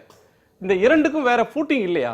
இல்லை, பூட்டிங் நான் சொல்ல வரல. பெரும்பான்மை எம்எல்ஏக்கள் யாரை விரும்புகிறார்களோ, யாரை தேர்வு செய்கிறார்களோ அவர்கள்தான் அந்த கட்சியினுடைய முதலமைச்சராக வர முடியும் என்பது நம்முடைய அரசியலமைப்பு சட்டம் வழங்கி இருக்கக்கூடிய உரிமை. நான் கேட்குறேன், பீகாரில் லல்லு பிரசாத் யாதவ் வழக்கில் மாட்டினோடனே ரஃப்ரி தேவி சமையல் கட்டிலிருந்து அப்படியே முதலமைச்சர் ஆகிட்டாங்க. அவங்களுக்கு என்ன அரசியல் பின்புலம் இருந்து? எங்களுடைய சின்னம்மா அவர்களுக்காகவாவது 33 ஆண்டு காலம் மட்டுமல்ல, அம்மா அவர்களோடு வாழ்வு தாழ்வு தேவிக்கு லாலு பிரசாத் அவர்களோட ஒரு 25 ஆண்டு கால வாழ்வு இருக்காதா? அவர் முதலமைச்சர் ஆகும் போது அவரும் முதலமைச்சர் மனைவியா இருந்தவங்களே சொன்ன ஸ்டேட்மெண்ட் சொல்றேன். அதாவது நீங்க இதுவரையில சமையல் கட்டில தான் இருந்தீங்க, இப்போ நாட்டினுடைய முதலமைச்சர் ஆயிருக்கீங்க அப்படின் போது ஒரு சமையல்ல செய்யறதுக்கு நிறைய திறமைகள் வேணும். அந்த திறமைகளோட நான் நிச்சயமா நாட்டினுடைய நிர்வாகத்தையும் திறமையா நிர்வகிப்புன்னு அந்த அம்மா சொன்னாங்க.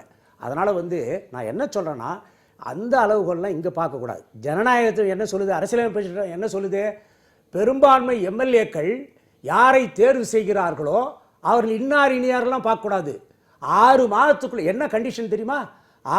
அவங்க தேர்ந்தெடுக்கப்படுகிறவர் சட்டமன்றத்திலே பெரும்பான்மையை நிரூபிக்கப்பட வேண்டும், அல்லது 6 மாத காலத்திற்குள்ளாக அவர்கள் ஒரு மக்களை சந்தித்து தேர்தலில் நின்று வெற்றி பெற வேண்டும். அப்படிதான் புதுவை மாநிலத்தில் நாராயணசாமி அவர்கள் முதலமைச்சரானார். அங்கே யார் முதலமைச்சராக கேண்டிடேட்டாக போன தேர்தலில் நிறுத்தினாங்க? நமச்சிவாயை தான் முன்னிறுத்தி ஓட்டு கேட்டாங்க.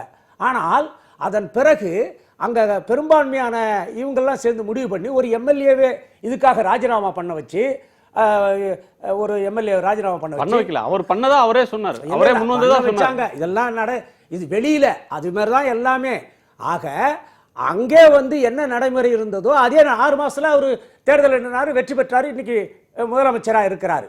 அது மாதிரி தான் அனைத்து இந்திய அண்ணா திராவிட முன்னேற்ற கழகத்தில் கட்சியினுடைய பொதுச் செயலாளராகவும் மாண்புமிகு அம்மா அவர்கள் தேர்வு செய்யப்பட்டார்.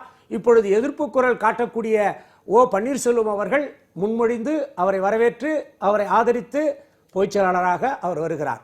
அப்புறம் பொதுச் செயலாளராகவும் கட்சியினுடைய ஆட்சியினுடைய தலைவராகவும் நீங்கள் தான் அம்மா இருக்க வேண்டும் என்று சொல்லி கெஞ்சனவர் சொன்னவர் ஓ பன்னீர்செல்வம் அவர்கள். அது மட்டும் இல்லை, இப்போ பக்கத்தில் இருக்கிறார மதுசூதனை, நான் அப்போ இருந்தேன் தோட்டத்தில் சின்னம்மாவனுடைய கையை பிடிச்சிட்டு மதுசூதனன் சொல்கிறாரு, அம்மா புரட்சி தலைவர் காலத்திலிருந்து ஆட்சி அதிகாரம் கட்சி அதிகாரம் எல்லாம் ஒரு மையமாக தான்மா இருக்குது. நம்ம என்ன திமுகவா மாறிமா? 10 அதிகார மையம் அங்கே இருக்குது. ஆனால் நம்ம கட்சியில் புரட்சி தலைவர் காலத்திலேருந்து ஒரே அதிகார மையம் தாமா, நீங்கள் தான் பொதுச் செயலாளராக இருக்கணும், நீங்கள் தான் முதலமைச்சராக வரணும் அப்படின்னு கேட்டது நான் பக்கத்தில் இருந்து பார்த்தேன். ஆக இது ஒரு கட்சியினுடைய நடவடிக்கை மட்டுமல்ல, அரசியலமைப்பு சட்டம் வழங்கி இருக்கிற அடிப்படை உரிமை. அந்த அடிப்படை உரிமை தான் இன்னைக்கு மாண்புமிகு எங்களுடைய தியாக தலைவி சின்னம்மா அவர்கள் மெஜாரிட்டி எம்எல்ஏக்களுடைய ஆதரவு கடிதத்தை எடுத்துட்டு போயிட்டு ஆளுநர் அவர்களை சந்தித்து வழங்கி இருக்கிறார். நிச்சயமாக அவரும் அரசியலமைப்பு சட்டப்படி அவர்கள் அனுமதி வழங்குவார்கள் என்று நாங்கள் முழுமையாக நம்புகிறோம். திரு மனுஷபுத்திரன், காய்தல் உவத்தல் இன்றி இன்னார் இனியார் அப்படின்னு பார்க்காமல் ஒரு பெரும்பான்மை பெற்ற கட்சி ஒருவரை தேர்ந்தெடுத்தால் அதை ஏற்றுக்கொள்றது தான் சட்டம் சொல்லுது, அதன்படி தான் நடக்கணும். இது நாங்கள் சிறப்பு சலுகைன்னு யார்ட்டையும் கேட்கல, சட்டம் வழங்கியிருக்கிற உரிமையை நிலைநாட்டுங்கன்னு தான் சொல்கிறோம். அதாவது ஒரு சட்டபூர்வமாக ஒரு விஷயம் நடக்க வேண்டும் என்பதில் எங்களுக்கு எந்த மாற்று கருத்தும் கிடையாது. ஆனால் ஒரு ஆட்சி நிர்வாகத்தை ஒரு அரசியலை தீர்மானிப்பதில் தார்மீகம் என்பதற்கோ அல்லது நீதிகள் என்பதற்கோ எந்த இடமும் இல்லையா என்பது ஒரு அடிப்படையான கேள்வி. அண்ணாவின் பெயரை கட்சியில் வைத்துக் கொண்டிருக்கக்கூடியவர்கள் அண்ணாவையும் சசிகலா அவர்களையும் இன்றைக்கு ஒன்றுதான் என்கிற அளவுக்கு அவர்கள் பேசுகிறார்கள் என்றால் அவருடைய அரசியலினுடைய நிலை எந்த அளவிற்கு தாழ்ந்திருக்கிறது என்பதற்கு இதைவிட ஒரு சிறந்த உதாரணம் வேறு எதுவும் தேவையில்லை. அறிஞர் அண்ணா அவர்கள் யார்? இந்த மாநிலத்திற்கு ஒரு மிகப்பெரிய மறுமலர்ச்சி உருவாக்கிய ஒரு தலைவர். கலைஞர் அவர்கள் அன்றைக்கு முதலமைச்சராக தேர்ந்தெடுக்கப்பட்ட போது அவர் பொதுப்பணித்துறை அமைச்சராக இருந்தார். ஒரு சமூக பணிகள் நீண்ட காலமாக இருந்தவர். அப்படி இருக்கிற ரப்ரி தேவி அவர்களுடைய உதாரணத்தை சொல்கிறீர்கள். ரப்ரி தேவி அவர்கள் முதலமைச்சராக நியமிக்கப்பட்ட போது இந்திய முழுக்க அது எவ்வளவு பெரிய ஒரு கடுமையான விமர்சனத்திற்கு ஆளானது என்பது நம் அனைவருக்குமே தெரியும். ஏனென்றால் அரசியலோடு எந்த தொடர்பும் இல்லாதவர், அரசியலோட எந்த பின்புலமும் இல்லாத ஒருவர் திடீரென இப்படி முன்னிறுத்தப்படுவது என்பது அது சட்டப்படி செல்லுபடியாகக்கூடிய ஒன்று. சட்டப்படி செல்லுபடியாகக்கூடிய எல்லாமே சரிதான் என்று சொன்னால் உண்மையிலேயே தார்மீக நீதிகளுக்கு எந்த இடமும் கிடையாதா?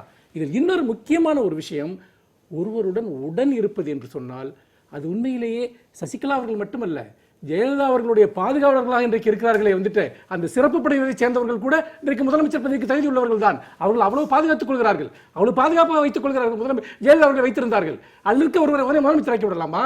அப்படி பார்க்கிற போது ஒருவர், அதாவது இன்னொன்றையும் நான் இங்கு வலியுறுத்தி சொல்ல விரும்புகிறேன். அதிமுகவை பொறுத்த வரைக்கும் ஒரே ஒரு சொல்லி மெய்க்காவலர்னாலும் அந்த 130 எம்எல்ஏக்கள் ஆதரவு கொடுத்தாங்களா? அவருக்கு பதவி பிரமாணம் பண்ணி வைக்க முடியாதுன்னு எப்படி கவர்னர் சொன்னாங்க? நாங்க அப்படி சொல்லவே இல்லையே. நாங்க என்னன்னா சொல்லி முடிச்சிடுறையா, இந்த 130 பேரும் அவர்களை உண்மையிலேயே ஆதரிக்கிறார்களா என்பதை சுதந்திரமாக அவர்கள் சட்டபூர்வமாக நிரூபிக்க வேண்டும்.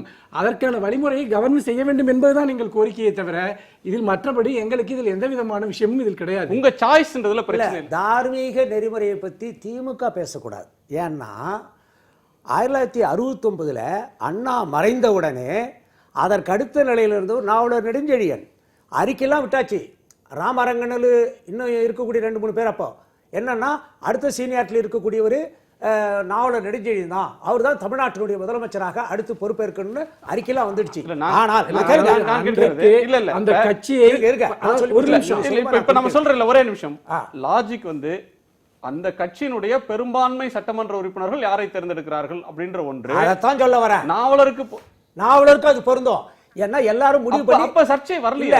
அப்ப திமுக கட்சி அலுவலகம் எங்க தெரியுமா இருந்து? இப்ப ராஜாஜி ஹால் இருந்து அது பக்கத்துல இருந்து அந்த இடத்துல நான் இருந்தேன். நான் இருக்கிறது சொல்றேன். இருங்க நான் சொல்லி முடிச்சிடுறேன், அப்புறம் உங்க விளக்கத்தை சொல்லுங்க. அதாவது இருங்க. அன்றைக்கு புரட்சி தலைவர் அவர்கள் வந்து என்ன பண்றாரு, வந்து கருணாநிதியும் முரசொலி மாறனும் போய் பார்த்து இது மாதிரி வந்து பெரும்பான்மையாக இருக்கிற சட்டமன்ற உறுப்பினர் நாவலர் தான் அடுத்த சீனியர் இருக்கான்னு சொல்லி முடிவெடுக்க போகிறாங்க, நீங்கள் நினைச்சாதான் மாற்றலாம்னு சொன்ன பிற்பாடு எம்ஜிஆர் என்ன பண்ணுறாரு, எல்லாருக்கும் ஃபோன் பண்ணுறாரு. இல்லங்க நாவலர் வந்து இருங்க நான் நடந்து இத கலைஞர் மறுக்க சொல்லுங்க பார்க்க முடியாது. நான் அவர் கலைஞர் இருக்கிறாரு சார், எவிடன்ஸ் இருக்கு சொல்றதுக்கு. நான் சொல்றேன், நீங்க சொன்னீங்க என்ன எவிடன்ஸ் இருக்கு? இல்ல எவிடன்ஸ் இருந்தா எப்படி சொல்றீங்க? அப்ப நீங்க சொல்ற ரெக்கார்ட் என்ன எவிடன்ஸ் இருக்கு? நான் கேக்குற ரெக்கார்டும் இல்லாத தனிப்பட்ட விஷயங்கள் இல்ல. அன்னைக்கு அவர் சொன்னாரு இவர் சொன்னாரு சொல்லி ஒரு விவாதத்துல சொன்னாரு. அந்த விவாதத்துக்கு போக விரும்பல. நான் சொல்றத கேளுங்க. நான் கருணாநிதி அவர் ஃபோன் பண்ணாரு 69ல எப்படி முதலமைச்சர் ஆனார்? திருதீரன் நான் கட்சியினுடைய முழு தார்மீக அடிப்படையா கலைஞர் தான் இருந்தார். தார்மீக அடிப்படையா கட்சியினுடைய அன்றைக்கு ஒரு நிமிஷம் திரு பேராசிரியர் திரன், நான் உங்கள்கிட்ட கேட்கிற மிக எளிய கேள்வி, அன்னைக்கு நான் நிர்பந்திக்கப்பட்டேன், சட்டமன்ற உறுப்பினர்கள்ல கருத்து வேறுபாடு வந்தது அப்படின்னு சொல்லி கருணாநிதி அவர்கள் முதலமைச்சராக சட்டமன்ற கட்சி தலைவராக தேர்ந்தெடுக்கப்பட்ட போது அந்த கட்சியிலிருந்து யாராவது கவர்னர் போய் சொன்னாங்களா? அன்னைக்கு சட்டமன்ற கட்சிக்குள்ள பிரச்சனை வந்ததா? மாற்று கருத்து இருக்கலாம், அவர் இருக்கலாமா இவர் இருக்கலாமான்னு பேச்சு வரலாம். தேர்ந்தெடுக்கப்பட்ட அந்த தேர்வு சேலஞ்ச் செய்யப்பட்டதா? நான் சொல்ல வரேன். திமுக சட்டமன்ற கட்சி அலுவலகத்தில் எல்லா பெரும்பான்மை எம்எல்ஏக்களும் அன்றைக்கு நாவலர் தான் அடுத்த முதலமைச்சர்னு சொல்லி எல்லாருமே முடிவு பண்ணிட்டாங்க. அதுக்கப்புறமேட்டு வந்து எம்ஜிஆர் வந்து நுழைஞ்சி அந்த முடிவே நடந்தது சர்ச்சையாகலையா? அதுல சர்ச்சையே வரலையே. இல்லாத ஒரு தகவலை நான் இருந்தவன்ற முறையில சொல்றேன். நீங்க சொல்றதுக்கு என்ன சார் எவிடன்ஸ் இருக்கு? எவிடன்ஸ் இருக்கு சொல்லுங்க. அப்ப நீங்க சொல்றதுல எவிடன்ஸ் ஆதாரம் வச்சிருக்கீங்களா? நீங்க உங்க கட்சி அரசியலுக்கு என்ன பேசுறீங்க? 5வது இடத்துல வந்த கருணாநிதி எப்படி முதலமைச்சர் ஆனா? 2வது இடத்துல இருந்த அது தார்மீக இல்லையா? அதுக்கு பதில் சொல்லுங்க. நான் என்ன கேக்குறேன், அதுக்கு பதில் சொல்லுங்க. எந்த இடத்துல சரி நீங்க உங்க கருத்து சொல்லிட்டீங்க. ஒரு நிமிஷம் உங்க சாய்ஸ்ல சொல்லுங்க. நீங்க உங்க கருத்து சொல்லிட்டீங்க. அது மெஜாரிட்டி, அது சீனியாரிட்டி பின்பற்றப்படல, அதற்கு அடுத்த இடத்துல இருந்தவர் அது தார்மீக நெறியான்னு கேக்குறேன். அவர் ஏத்துக்க சொல்லுங்க நேரடியா. ரைட், அவர் கேட்கலாம். இப்போ வந்து பாத்தீங்கன்னா ஜெயலலிதா அவர்களை பொறுத்த வரைக்கும் 3 முறை ஓபிஎஸ் அவர்களை தன்னுடைய பிரதிநிதியாக முதலமைச்சராக நியமிக்கிறார். அதிமுகவை பற்றி எல்லோருக்குமே தெரிந்த ஒரு விஷயம், ஜெயலலிதா அவர்கள் ஒருவருக்கு முக்கியத்துவம் கொடுக்கிறார் அரசியல் ரீதியாக என்றால் அவரை எந்த பதவிக்கும் கொண்டு செல்லக்கூடியவர். அதாவது அவர் எம்எல்ஏ ஆக்குவார், எம்பி ஆக்குவார், மத்திய அமைச்சர், மாநில அமைச்சராக ஆக்குவார், கட்சியில் பெரிய பொறுப்புகளை கொடுப்பார். எந்த கட்சியிலுமே நீங்கள் நினைத்து பார்க்க முடியாது. நேற்று வரைக்கும் முகமே தெரியாமல் இருந்தவர்கள் கூட இன்றைக்கு பெரிய பொறுப்புகளுக்கு வந்திருக்கிறார்கள். அதாவது 33 வருடமாக அவருடன் இருந்திருக்கிறார். ஒரு சிறிய பொறுப்பை கூட அரசியல் ரீதியாக ஜெயலலிதா அவர்கள் கொடுத்தது கிடையாது. அதோடு மட்டுமல்லாமல் அரசியலில் ஜெயலலிதா சசிகலா அவர்களும் அவருடைய குடும்பத்தினரும் கடுமையாக தலையிடுகிறார்கள் என்று தெரிந்த பிறகு அங்கிருந்து அவரை நீக்குகிறார் கட்சியை விட்டு. பிறகு மன்னிப்பு கடிதம் எழுதி கொடுத்துவிட்டு யார் சசிகலா அவர்கள் நான் அரசியலில் ஒருபோதும் ஈடுபட மாட்டேன் என்று மன்னிப்பு கடிதம் எழுதி கொடுத்துவிட்டு உள்ளே வருகிறார். அதற்கு பிறகும் கூட இவர் ஜெயலலிதா அவர்கள் உயிரோடு இருந்த வரைக்கும் மிக நெருக்கடியான சந்தர்ப்பத்தில் கூட தன்னுடைய பிரதிநிதியாகவோ கட்சிக்குள்ளோ அதிகாரத்திற்குள்ளோ அதிகாரப்பூர்வமாக எந்த இடத்தையும் சசிகலாவுக்கு கொடுத்தது கிடையாது. அப்படி இருக்கிற போது ஒரு எங்கேயாவது ஒரு சிறு சமிக்ஞையாக அவர் காட்டியிருக்க வேண்டும்.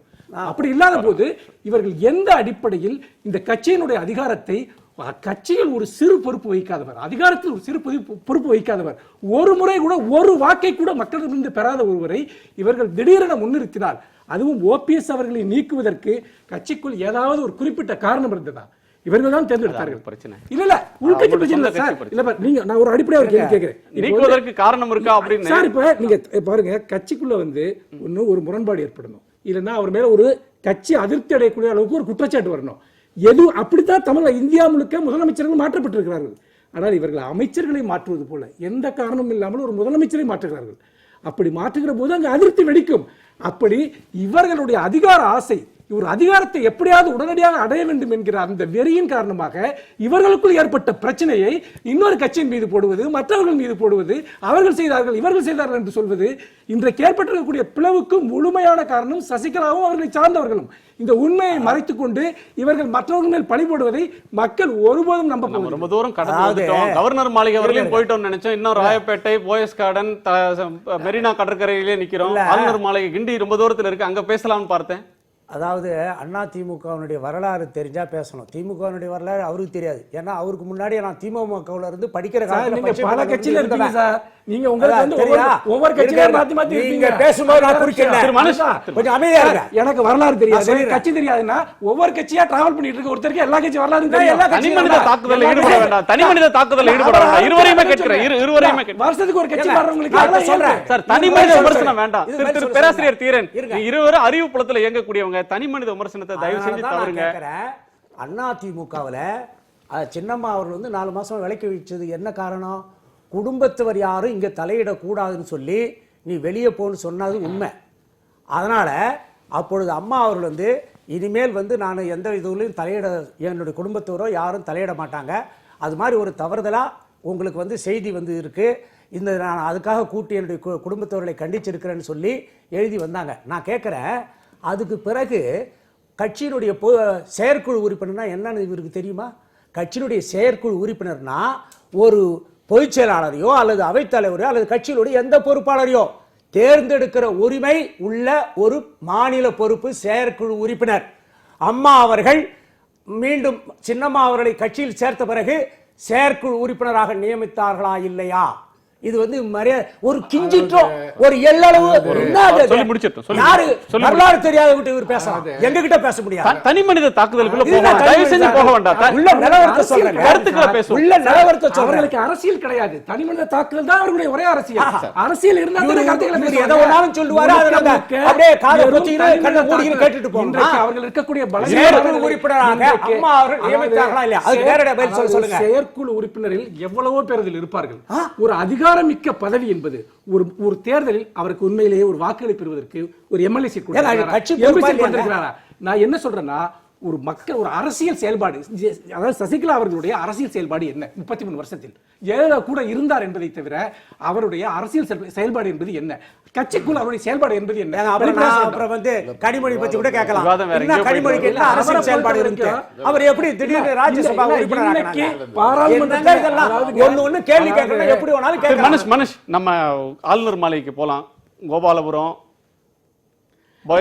குணசேகரன் அப்படி சமப்படுத்தக்கூடாது. ஏனென்று கேட்டால் இன்றைக்கு சசிகலாவுடைய நியமனம் என்பது தமிழக அரசியல் வரலாற்றில் இல்லாத ஒரு விபரீதமான செயல்பாடு. இதை யாரோடவும் ஒப்பிட முடியாது, ஒப்பிடவே கூடாத ஒரு செயல். ஏனென்றால் அது அவர்களுடைய கட்சி முடிவுன்னு பார்க்க முடியாது. இன்றைக்கு தமிழகத்தினுடைய பிரச்சனையாக மாறி இருக்கிறது. தமிழக அரசியலில் 2 அதிகார மையங்கள் உருவாக்கப்பட்டிருக்கின்றன. அதாவது முதலமைச்சர் ஒருவராக இருக்கிறார், கட்சி ஒருவராக இருக்கிறது, காவல்துறையிலிருந்து எல்லோரும் யாருக்கு கீழ் செயல்படுகிறார்கள் என்று தெரியவில்லை. அரசு அதிகாரிகள் எல்லாம் ஒவ்வொருவராக ராஜினாமா செய்து கொண்டிருக்கிறார்கள். இன்னைக்கு என்ன சந்தேகம் வருதுன்னா, முதலமைச்சர் ஓ பன்னீர்செல்வம் அவர்கள் காலையில டிஜிபி அழைச்சு பேசினாரு, தலைமைச் செயலாளர் வர சொன்னாருன்னு. அவங்க வந்துட்டாங்க அதிகாரிங்க. அவர் பரிந்துரையின் பேர்ல நியமனம் பெற்ற அமைச்சர்கள் அவர் அழைச்சா அவங்க யாருமே வந்தது மாதிரி தெரியல. இல்ல, ஒரு அசாதாரணமான சூழல் இருக்கிறது. இல்ல அதுதான் சொல்றேன். அப்ப இதை நீங்க கட்சி விவகாரமா பார்க்க முடியாது. இது மாநிலத்தினுடைய நிர்வாக சம்பந்தமான பிரச்சனையா மாறிடுச்சு. இது இன்னும் உள்கட்சி பிரச்சனை நீங்க எப்படி பார்க்க முடியும்? இது உட்கட்சி பிரச்சனையா, உட்கட்சிக்கு வெளியில பொது பிரச்சனையா பார்க்கணுமான்ற பார்வை இருக்கு. ஆனால் தன் தலைவரை தேர்ந்தெடுக்கிற ஒரு உரிமை அந்த கட்சிக்கு இருக்கிறத, சட்டமன்ற உறுப்பினர்களுக்கு இருக்கிறத, வேற காரணங்களை சொல்லி வேற ஒருவர் கட்சிக்கு வெளியே இருக்கக்கூடியவங்க, மாற்றுக் கட்சியினர் அல்லது பொது சமூகத்தினுடைய மற்ற பிரதிநிதிகள் அந்த மாரல் கிரவுண்ட்ஸ்ல கொஸ்டின் எழுப்ப முடியுமா? கொஸ்டின் எழுப்பலாம். நான் முறைன்றது அந்த கட்சியினுடைய சட்டமன்ற உறுப்பினர்கள் முடிவு செய்கிறது தான். அது அவங்களுடைய உரிமை தான். அந்த உரிமையில் நாம் தலையிட வேணாம். ஆனால் மனுஷபுத்திரன் சொல்கிறது என்னன்னா, மக்கள் பிரச்சனையாக இன்னைக்கு ரோடுக்கு வந்துட்டதுனால அதனால் ஏற்படுகிற நிர்வாக கோளாறுகள், மக்கள் மத்தியில் ஏற்பட்டிருக்கிற குழப்பங்களை தான் அவர் எடுத்து சொல்கிறாரு.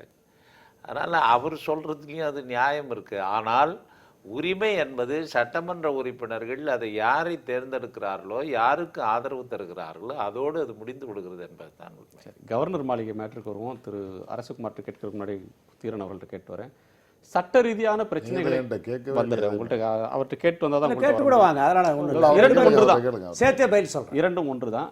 சட்ட ரீதியான பிரச்சனைகள் குறித்து ஆய்வு செய்வதற்காக ஆளுநருக்கு உரிய கால அவகாசத்தை எடுத்துக்கொள்ளலாம் அப்படின்ற கருத்தை வல்லுநர்கள் சொல்றாங்க. பாஜகவினுடைய மாநில தலைவர் டாக்டர் தமிழிசை சவுந்தரராஜன் அவர்களும் அவர் சில நாட்களை எடுத்து பரிசீலிக்கலாம், கால அவகாசம் எடுத்துக்கொள்ளலாம்ன்றாங்க. கால அவகாசம் எடுத்துக்கொள்வது தவறா, எடுத்துக்கொள்ளக்கூடாதுன்னு அதிமுக சொல்லுமா? இல்லை, கால அவகாசம் என்பது நான் கேட்குறது என்னென்னா, தென்னிந்தியாவிலே மிகப்பெரிய மாநிலம் தமிழ்நாடு. இந்த தமிழ்நாடு மிகப்பெரிய மாநிலத்திற்கு இதுவரையில் ஒரு நிரந்தர ஆளுநரை நியமிக்கவில்லை.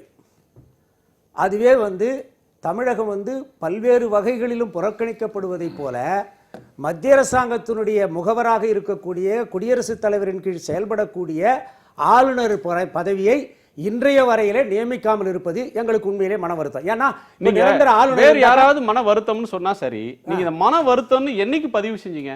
நாடாளுமன்றத்தினுடைய 3வது பெரிய கட்சி. ஆமா, நீங்க எப்போ நாடாளுமன்றத்துல ஏன் எங்க ஸ்டேட்டுக்கு ஒரு ஃபுல் டைம் கவர்னர் இல்ல, ஏன் நியமிக்கல அப்படின்னு அதிமுக எங்க கேட்டுச்சு? ஏங்க எங்களுக்கு அந்த அப்போ என்ன தேவை இருந்தது? இப்பதானே இந்த பிரச்சனை வருது, சிக்கல் வருது. சிக்கல் வரும்போது தானே பிரச்சனையை சொல்ல முடியும். பிரச்சனை வரதுக்கு முன்னாடி நாங்க போய் என்ன சொல்ல முடியும்? தமிழ்நாட்டினுடைய பிரச்சனைகளையும் தான் நாடாளுமன்றத்தில் பேசுறோம்.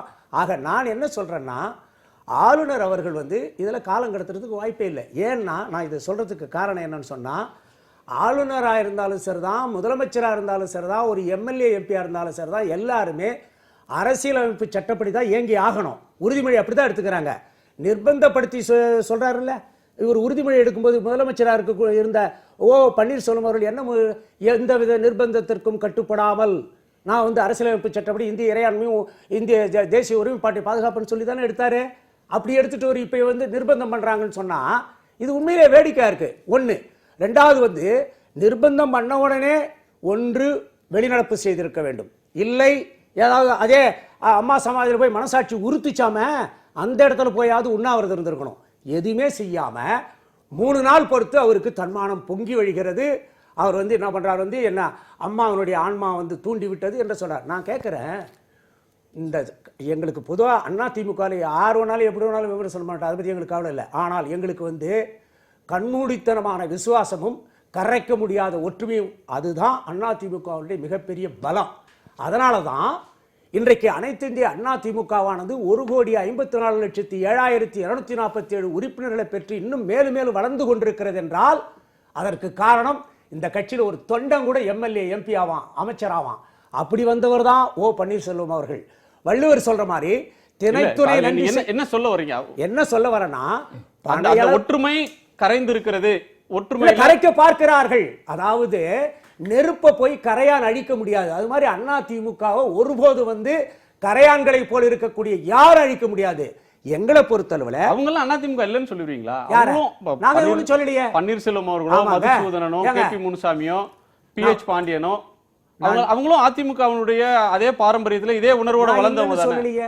இல்லைன்னு சொல்லல. அதாவது இவ்வளவு 1.5 கோடி தொண்டர்களுக்கு மேல உள்ள ஒரு கட்சியில ஒரு சில பேருக்கு சில அதிருப்திகள் இருக்கலாம். அது எங்க சொல்லணும்? கட்சி பொதுக்குழுல சொல்லணும். எங்க சொல்லணும்?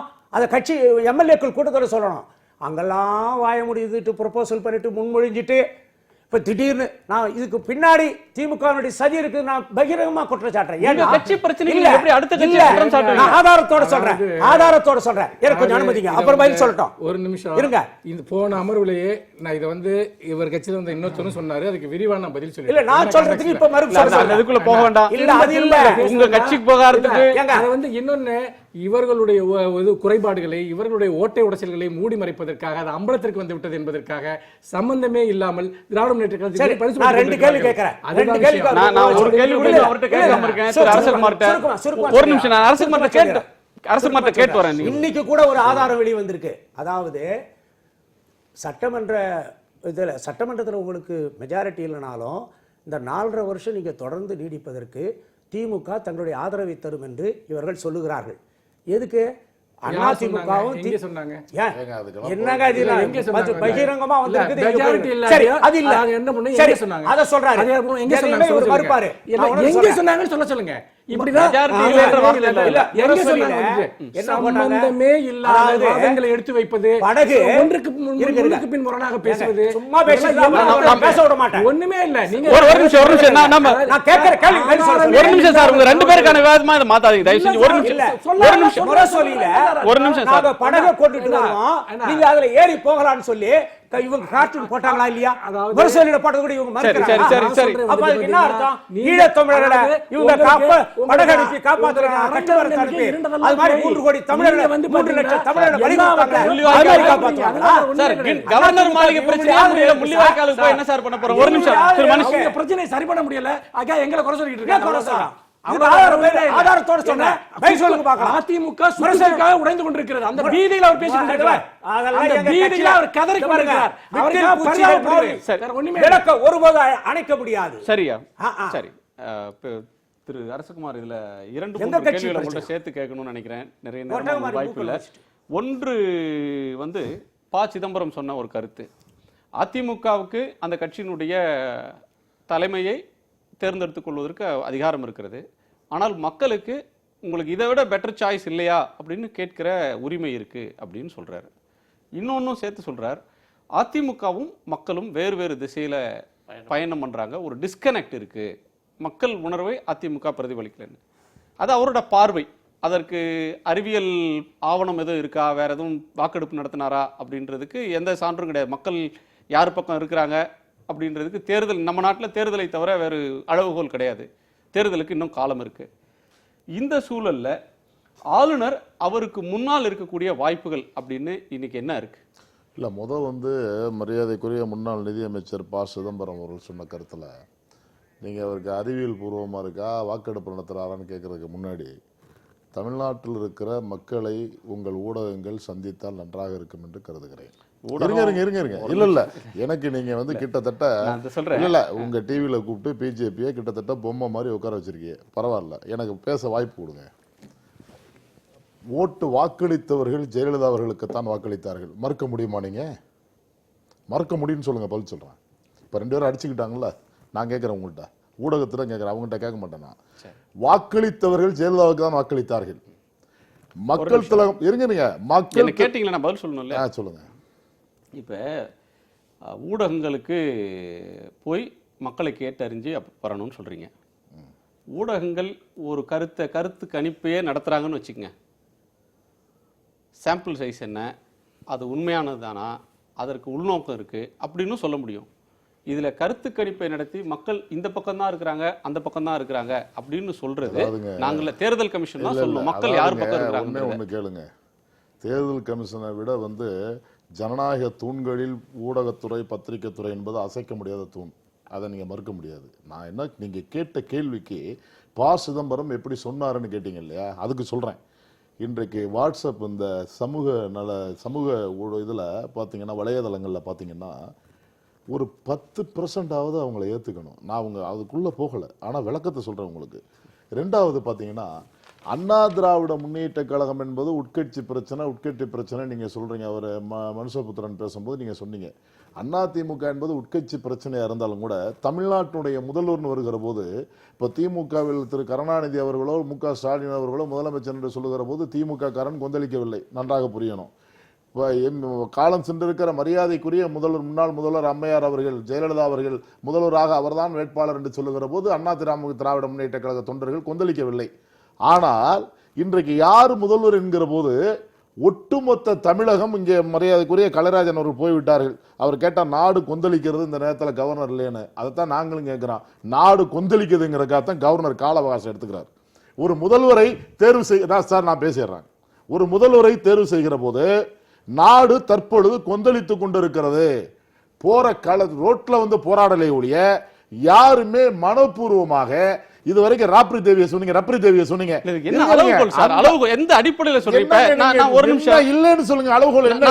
நான் ஒரு வாதத்துக்கு ஓபிஎஸ் உடைய இல்லத்திற்கு செல்கிற தொண்டர்களே அளவுகோல். என்ன அளவுகோல்? ஒரு நிமிஷம். அளவுகோல் என்ன வேணும்? ஒரு அமைதியா உட்கார்ந்து வேடிக்கை பார்த்துட்டு இருக்கான். ஓபிஎஸ் வீட்டுக்கு போகிற தொண்டர்களே அளவுகோல். அருணாச்சல பிரதேசத்திலையும் உத்தரகாண்ட்லயும் இவங்க வந்து மக்கள் ஓட்டு போட்டவங்களை அனுமதிச்சாங்களா ஆட்சிக்கு? டம்மி இது ரெக்கார்ட் பண்ணாங்க. உச்ச நீதிமன்றமே நல்லா தலையில பார்த்து ஓங்கி ஒரு கொட்டு கொட்டு. அதைத்தான் சொல்லுகிறேன். அதிமுக ஒரு நீதியா? உச்ச நீதிமன்றம் தலையில் கொட்டி விடுமோ என்பதற்காக கால அவகாசம் எடுக்கிறார். எங்களுக்கு எல்லாம் தெரியும். ஒரு நீதியா எங்களுக்கு ஒரு நீதியா? இது ஆளுக்கு ஒரு நீதி சொல்றதுக்கு நீங்க கேள்வி கேட்கிறீங்க, நான் பதில் சொல்றேன். இவரை விட சத்தமா என்னால பேச முடியல. நீங்க சொல்லுங்க. நீங்க கேள்வி கேக்குறீங்க, நான் பதில் சொல்றேன். எனக்கு ஒரு கேள்வி. அவர் உங்கள்ட்ட தான் பதில் சொல்லணும். சரி. நான் யார்கிட்ட குறுக்கிட்டேன்னா சரி, அண்ணன் பேசும்போதோ ஒரு பேசும்போதோ நயத்தக்க அவை நாகரிகத்தை கடைபிடிச்சிருக்காங்க. அவ்வளவுதான். நான் வந்து இந்த நாட்டினுடைய பிரஜைங்க ஒரு கட்சியினுடைய போர்ட்போலியோல இருக்கேங்க. நான் சொல்ல வேண்டிய ரைட்ஸ் எனக்கு இருக்குங்க. எங்க தலைவர் ஒரு கருத்தை சொல்லியிருக்காங்க. அந்த கருத்துக்கு விளக்கம் சொல்ல வேண்டிய கடமைங்க. நான் ஒரு கேள்வி. எங்களுக்கும் பாசி அவர்களுக்கும் கருத்து வேறுபாடு இருக்கு. ஆனா வந்து சொன்னது வந்து பொது கருத்து, அதுக்கு பதில் சொல்ல வேண்டிய இருக்குல்ல. நீங்க கேக்குறீங்க, பதில் சொல்றேன். சொல்லுங்க, கேளுங்க. சமூக வலைதளங்களே சாட்சி. நீங்க 6 மாசத்துக்கு முன்னாடி தேர்தல் நடந்தப்ப சமூக வலைதளங்களை பார்த்தா மக்கள் நல கூட்டணி தான் தமிழ்நாட்டை ஆட்சியை பிடிக்குதுன்ற அளவுக்கு சமூக வலைதளங்கள்ல அவ்வளோ பெரிய ஆதரவு. 2, 3 ஆட்சி, 3 கட்சி, 4 ஆட்சி, 4, 5 ஆட்சி, கேப்டன் வந்தாருன உடனே விஜயகாந்த் அவர்கள் முதலமைச்சர் வேட்பாளர் அறிவிச்சு அவங்க கூட்டணி வந்த உடனே தமிழ்நாட்டில் அந்த கட்சி தான் ஆட்சியை பிடிக்க போகிறது அப்படின்றது மாதிரியான ஒரு பரபரப்பு இருந்துச்சு.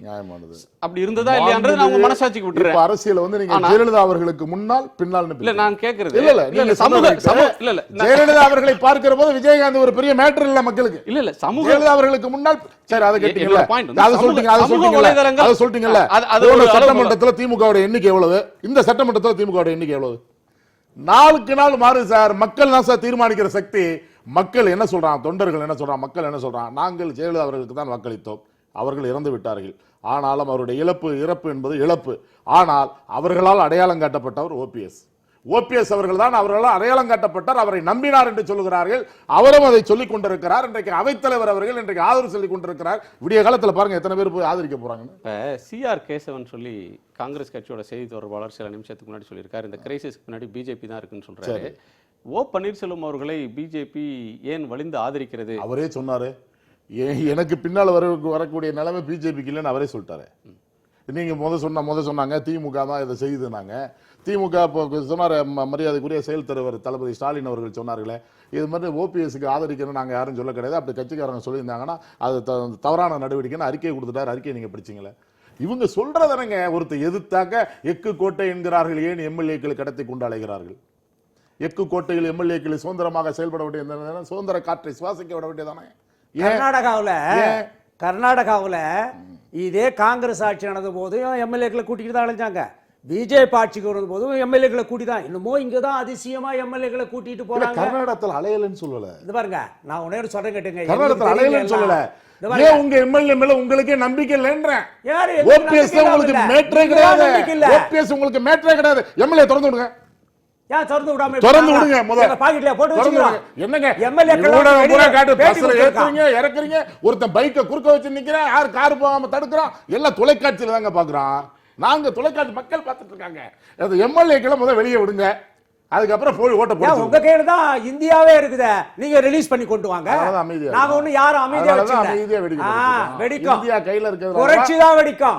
என்னங்க ஐயா அந்த ஞாபகம் வச்சுங்க. அந்த புரட்சி அவ்வளவு லேசா நினைச்சீங்களா? அந்த புரட்சி தமிழன் நான் இழிச்சவாயனா? என்னங்க பெரிய தமிழன் என்னமோ நாங்க நம்ம ஆங்கிலேயர் மாதிரி என்னமோ தமிழன் நீங்க ஆமா, நீங்க ஆங்கிலேயர் இல்ல. என்ன சரி. என்ன சொல்லுங்க, விளக்கம் சொல்லுங்க. ஐயா, நீங்க பிஜேபி உங்களுக்கு நான் எழுச்சாங்கனா இருவரும் நாங்க அண்ணா திமுக திரு அரசுகுமார் சொல்றாரு பிஜேபி எவன் இருக்கானே, திரு அரசுகுமார் பிஜேபி பிரதமர் போய் பார்க்கறாரு, பிஜேபி எவன் இருக்கான்னு கேட்டார்ல, பிஜேபி எவன் இருக்கான்னு கேட்டார்ல தம்பி வர எதுக்கு இன்னைக்கு போய் பிரதமர் கேக்குறீங்க? இருங்க, பிரதமர் பார்க்கறது திரு அரசுகுமார் கடமைங்க. எது? என்ன பார்க்கறது? பிஜேபி எவன் இருக்கான்? மோடி இல்ல, பிஜேபி யார் எவன் இருந்தாலும் போய் இருக்கான்? என்ன வாய் பார்க்கணும். யார் இருந்தாலும் போய் பிஜேபி பார்க்கணும். எவன் இருக்கான்? திரு அரசுகுமார் திரு அரசுகுமார் எவன் இருக்கான்? திரு தீரன் திரு தீரன் எங்களை விட்டு நீ எப்படி வந்து திரு அரசுகுமார் திரு அரசுகுமார் திரு அரசுகுமார் பிஜேபி எவன் இருக்கான்? திரு அரசகுமார் திரு அரசகுமார் யார் கேட்டாங்க? திரு அரசுகுமார் என்ன பார்த்து பேசுங்க. உங்களை சொல்ல உங்க தம்பி வர கேட்டாரு. திரு அரசகுமார் தம்பி வர கேட்டாரு. திரு அரசகுமார் உங்களை நீங்க கேட்டீங்கன்னு சொல்லல. திரு அரசகுமார், நீங்க மத்திய ஆளும் கட்சியினுடைய சார், பிரதிநிதி, நான் என்ன சொல்றேன், பார்த்து நான் பேசுங்க. அமைதியா என்னிடம் இருங்க, பேசுங்க. நான் என்னிடம் அமைதியா தயவு இருக்கேன். செஞ்சு என்னிடம் பேசுங்க. என்னிடம் பேசுங்கள். உங்க கருத்தை என்னிடம் கட்சியுடைய சொல்லுங்க. கருத்தை வைக்க வேண்டிய என் கடமைங்க. தாராளமா சொல்லுங்க. என்னிடம் அதைத்தான் சொல்லுகிறேன். என்னிடம் சொல்லுங்க. நீங்க இருவருக்குமான உரையாடலாம் இல்ல இல்ல அதுக்கு சொல்லல. என்னிடம் அவர் சொல்லுங்க. என்ன கருத்துனாலும் பேசுறதுக்கு- என்னை பார்த்து சொல்லுங்க. இல்ல இல்ல இப்ப உதாரணமா நீங்க ஊடகத்துல பாத்தீங்களா இல்லையான்னு தெரியாது. போயஸ் கார்டெல்லாம் முந்தா நாள் நைட்டு மாண்புமிகு முதல்வர் அவர்கள் ஜெயலலிதா அம்மையாருடைய அந்த இடத்துல சென்று அவர் பத்திரிகைகளை சந்திக்கிற போது மிட் நைட் ஒரு 12-12:30 மணிக்கு தொலைக்காட்சி பார்த்தீங்களான்னு தெரியாது. நிருபர் கேட்கிறார், யாரு? துணை சபாநாயகர் தம்பிதுரை. தொலைக்காட்சியில இருக்கக்கூடியவங்க சார், விடிய விடிய வேலை பாக்குறதா இருக்கு சார். சார், 2 மணி நிருபர் வரைக்கும் நாங்க கேட்கிறார் சார். பார்த்துட்டு இது இருந்தோம். கேளுங்க, நிருபர் கேட்கிறார் சார். நீங்க வந்து பிஜேபி இதுக்கு பின்னாடி இருக்கா? விடிய விடிய நேரலை இல்ல, செய்ய வேண்டியதா BJP இருக்கு. இதுக்கு பின்னாடி இருக்கா? பிஜேபில எவன் இருக்காங்க? இல்ல, அவர் சொன்ன இன்னொரு கருத்தை நான் சொல்லணும் உங்களுக்கு. அவர் பிஜேபி இதற்கு பின்னால் இருக்கிறதான்றப்ப அவர் பிஜேபி குற்றம் சாட்டல. அவர் என்ன சொன்னார் அன்றைக்கு தம்பிதுரை அப்படின்னா, எவன் இருக்காங்கறது நியாயமா? அவர் அது நான் ஏன் நியாயப்படுத்துறேன்? அதான் கேட்கிறேன். அது அவர் வேற சொல்ல ஒண்ணும் வேண்டிய இல்ல, அதைத்தான் கருத்து. கேட்டேன். அவர் சொன்னது பிஜேபி அவர் அது குற்றம் ஆள் சாட்டல. இல்லங்க, எம்எல்ஏ இல்ல, அதனால அவங்களோட ரோல் இல்ல இல்லன்னு சார். சொன்னாருன்னு வச்சுக்கோங்க. அவங்களுக்கு இதனால பலன் இல்லை. நாங்க எங்க ஆட்சி போனாலோ இதானாலோ எவன் இருக்கான்னு ஏன் சார் சொல்லணும்? சரி, அதுக்கு நீங்க தம்பிதுரை தான் நாங்க விளக்கம் இருக்கோம் சார். தம்பிதுரை தான் விளக்கம் சொல்லணும். திரு பல்ராமன், வெளியில இருக்கக்கூடிய அளவுக்கான ஒரு ஹீட்டு இன்னைக்கு நம்ம அரங்குக்குள்ள விவாத அரங்கத்துக்குள்ளேயும் வந்துடுச்சு.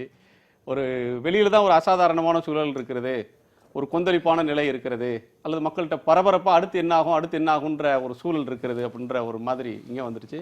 நீங்க தான் நிதானமா எப்போதும் இருக்கிறவர், ஒரு பெரிய நீண்டகால பாரம்பரிய கட்சிக்காரரு காங்கிரஸ்.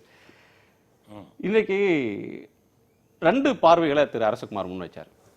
ஒன்று, தேர்ந்தெடுத்த எம்எல்ஏக்கள் மட்டுமே இதை முடிவு செய்திட முடியாது, தேர்ந்தெடுத்து இன்னாருக்கு ஓட்டு போட்டாங்க அவர் இல்லை அப்படின்றப்ப அதில் கருத்து சொல்றதற்கு வாக்களித்த மக்களுக்கு உரிமை இருக்கிறது, வாக்களித்த மக்களுடைய உணர்வுகளுக்கு மாறாக தேர்ந்தெடுக்கப்பட்ட உறுப்பினர்கள் முடிவெடுக்கக்கூடாதுன்னு ஒரு கருத்து சொல்றார்.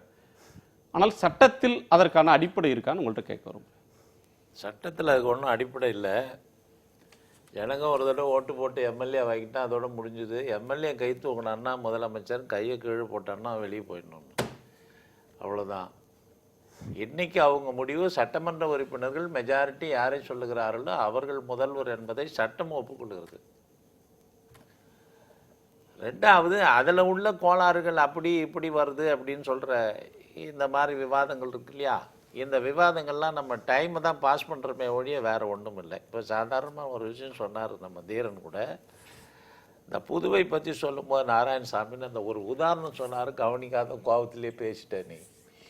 நீ எப்படி நாராயணசாமி வந்து ஒரு ஆளை பிடிச்சி வெளியே தள்ளி அவரே நின்று ஜெயிச்சு வந்தாரோ அப்படின்னு சொல்லிட்டு அது தன் கட்சியை பாதிக்கும்ன்றது தெரியாமலே சொல்லிட்டாருன்னு நான் நினைக்கிறேன். இல்ல இல்ல, நான் அதுக்காக சொல்றேன். 6 இரு, மாசம் பொறுத்து இருப்பா, தேர்தலை சந்திச்சு இரு, கொஞ்சம் வாங்கினாருன்னா அதுக்காக சொல்ல கொஞ்சம் நான் தப்பா சொல்ல. தப்பா சொல்ல, ஆனா தப்பான திசையை நோக்கி அது போயிடும். இன்னைக்கு ஒரே ஒரு கேள்வி என்னன்னா, அதை நண்பர்களுடன் கேட்டாரு, ஜெயலலிதாவுக்காக அந்த அம்மையாருக்காக ஓட்டு போட்டாங்க, ஆட்சிக்கு வந்தாங்க, கொண்டாங்க. அந்த அம்மா பார்த்து இவரை முதலமைச்சர்னு 2 தடவை 3 தடவை வச்சாங்க. அதுக்குரிய மரியாதை கொடுக்கலையே, எல்லாத்தையும் புறந்தள்ளிட்டு இப்படி பேசுகிறீங்களேன்ற ஆதங்கத்தையும் இங்கே பரிமாறப்பட்டதுன்னு நாம் கவனிச்சுக்கிட்டு தான் இருக்கிறோம்.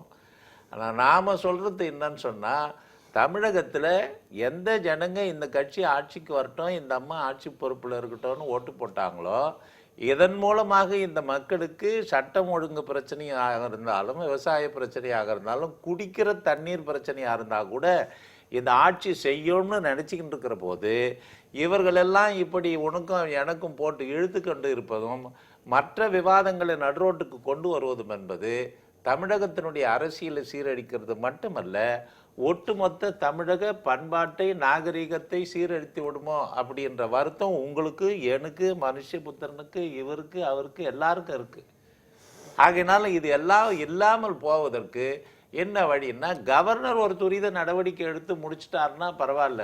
ஆனால் கவர்னருக்கு சட்டப்பூர்வமான பாதுகாப்பு இருக்கிறது, உரிமை இருக்கிறது, எதிலும் சந்தேக கண் கொண்டு பார்ப்பதற்கு உண்டான காரணங்களும் இருக்கிறது, அவருக்கு உரிமையும் இருக்கிறது. ஆகவே அதற்கு ஒரு அவகாசம் கொடுத்து தான் அவர் செய்வார் என்றாலும், எங்களுடைய கட்சியின் சார்பில் சொன்னதையே சொல்கிறேன், சட்டப்படி என்ற முடிவுக்கு வருகிற போது அது உடனடியாக செய்யுங்கள் என்பதை தவிர எங்கள் வாதம் வேறொன்றும் அல்ல.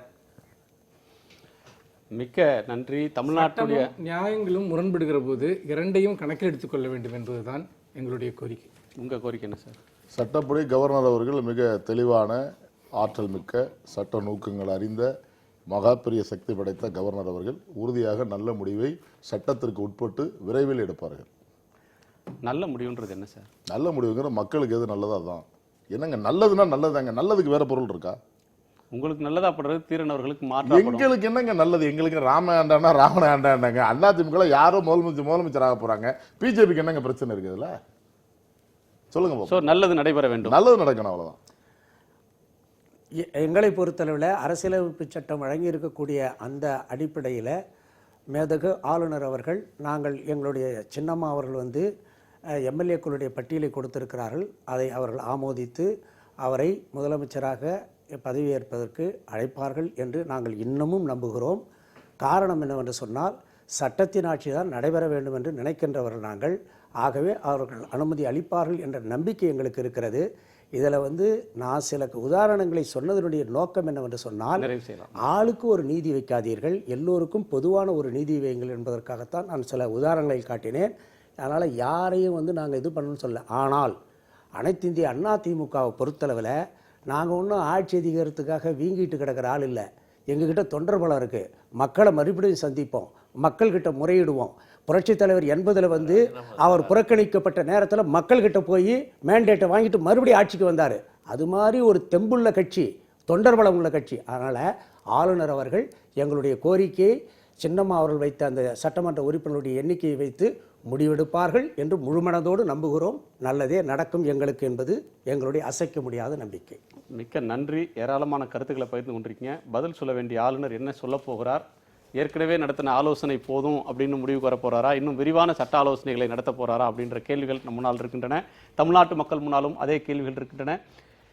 சந்தித்து விட்டு வந்த அஇஅதிமுகவின் தலைமையிடமிருந்தும் இதுவரையிலும் அதிகாரப்பூர்வமாக எந்த அறிவிப்பும் வரவில்லை. அதே போல முடிவெடுக்க வேண்டிய ஆளுநர் மாளிகையிலிருந்தும் அடுத்து என்ன செய்ய போகிறார்கள் என்ற தகவல்கள் வரவில்லை. வரும் எந்த நேரத்திலும் என்ற எதிர்பார்ப்போடு மக்கள் காத்திருக்கிறார்கள். வரும்போது தகவல்களை உடனுக்குடன் வழங்க நியூஸ் 18 காத்திருக்கிறது. இணைந்திருங்கள். இது நியூஸ் 18 தமிழ்நாடு. இது காலத்தின் குரல். திக்கெட்டும் பரவட்டும்.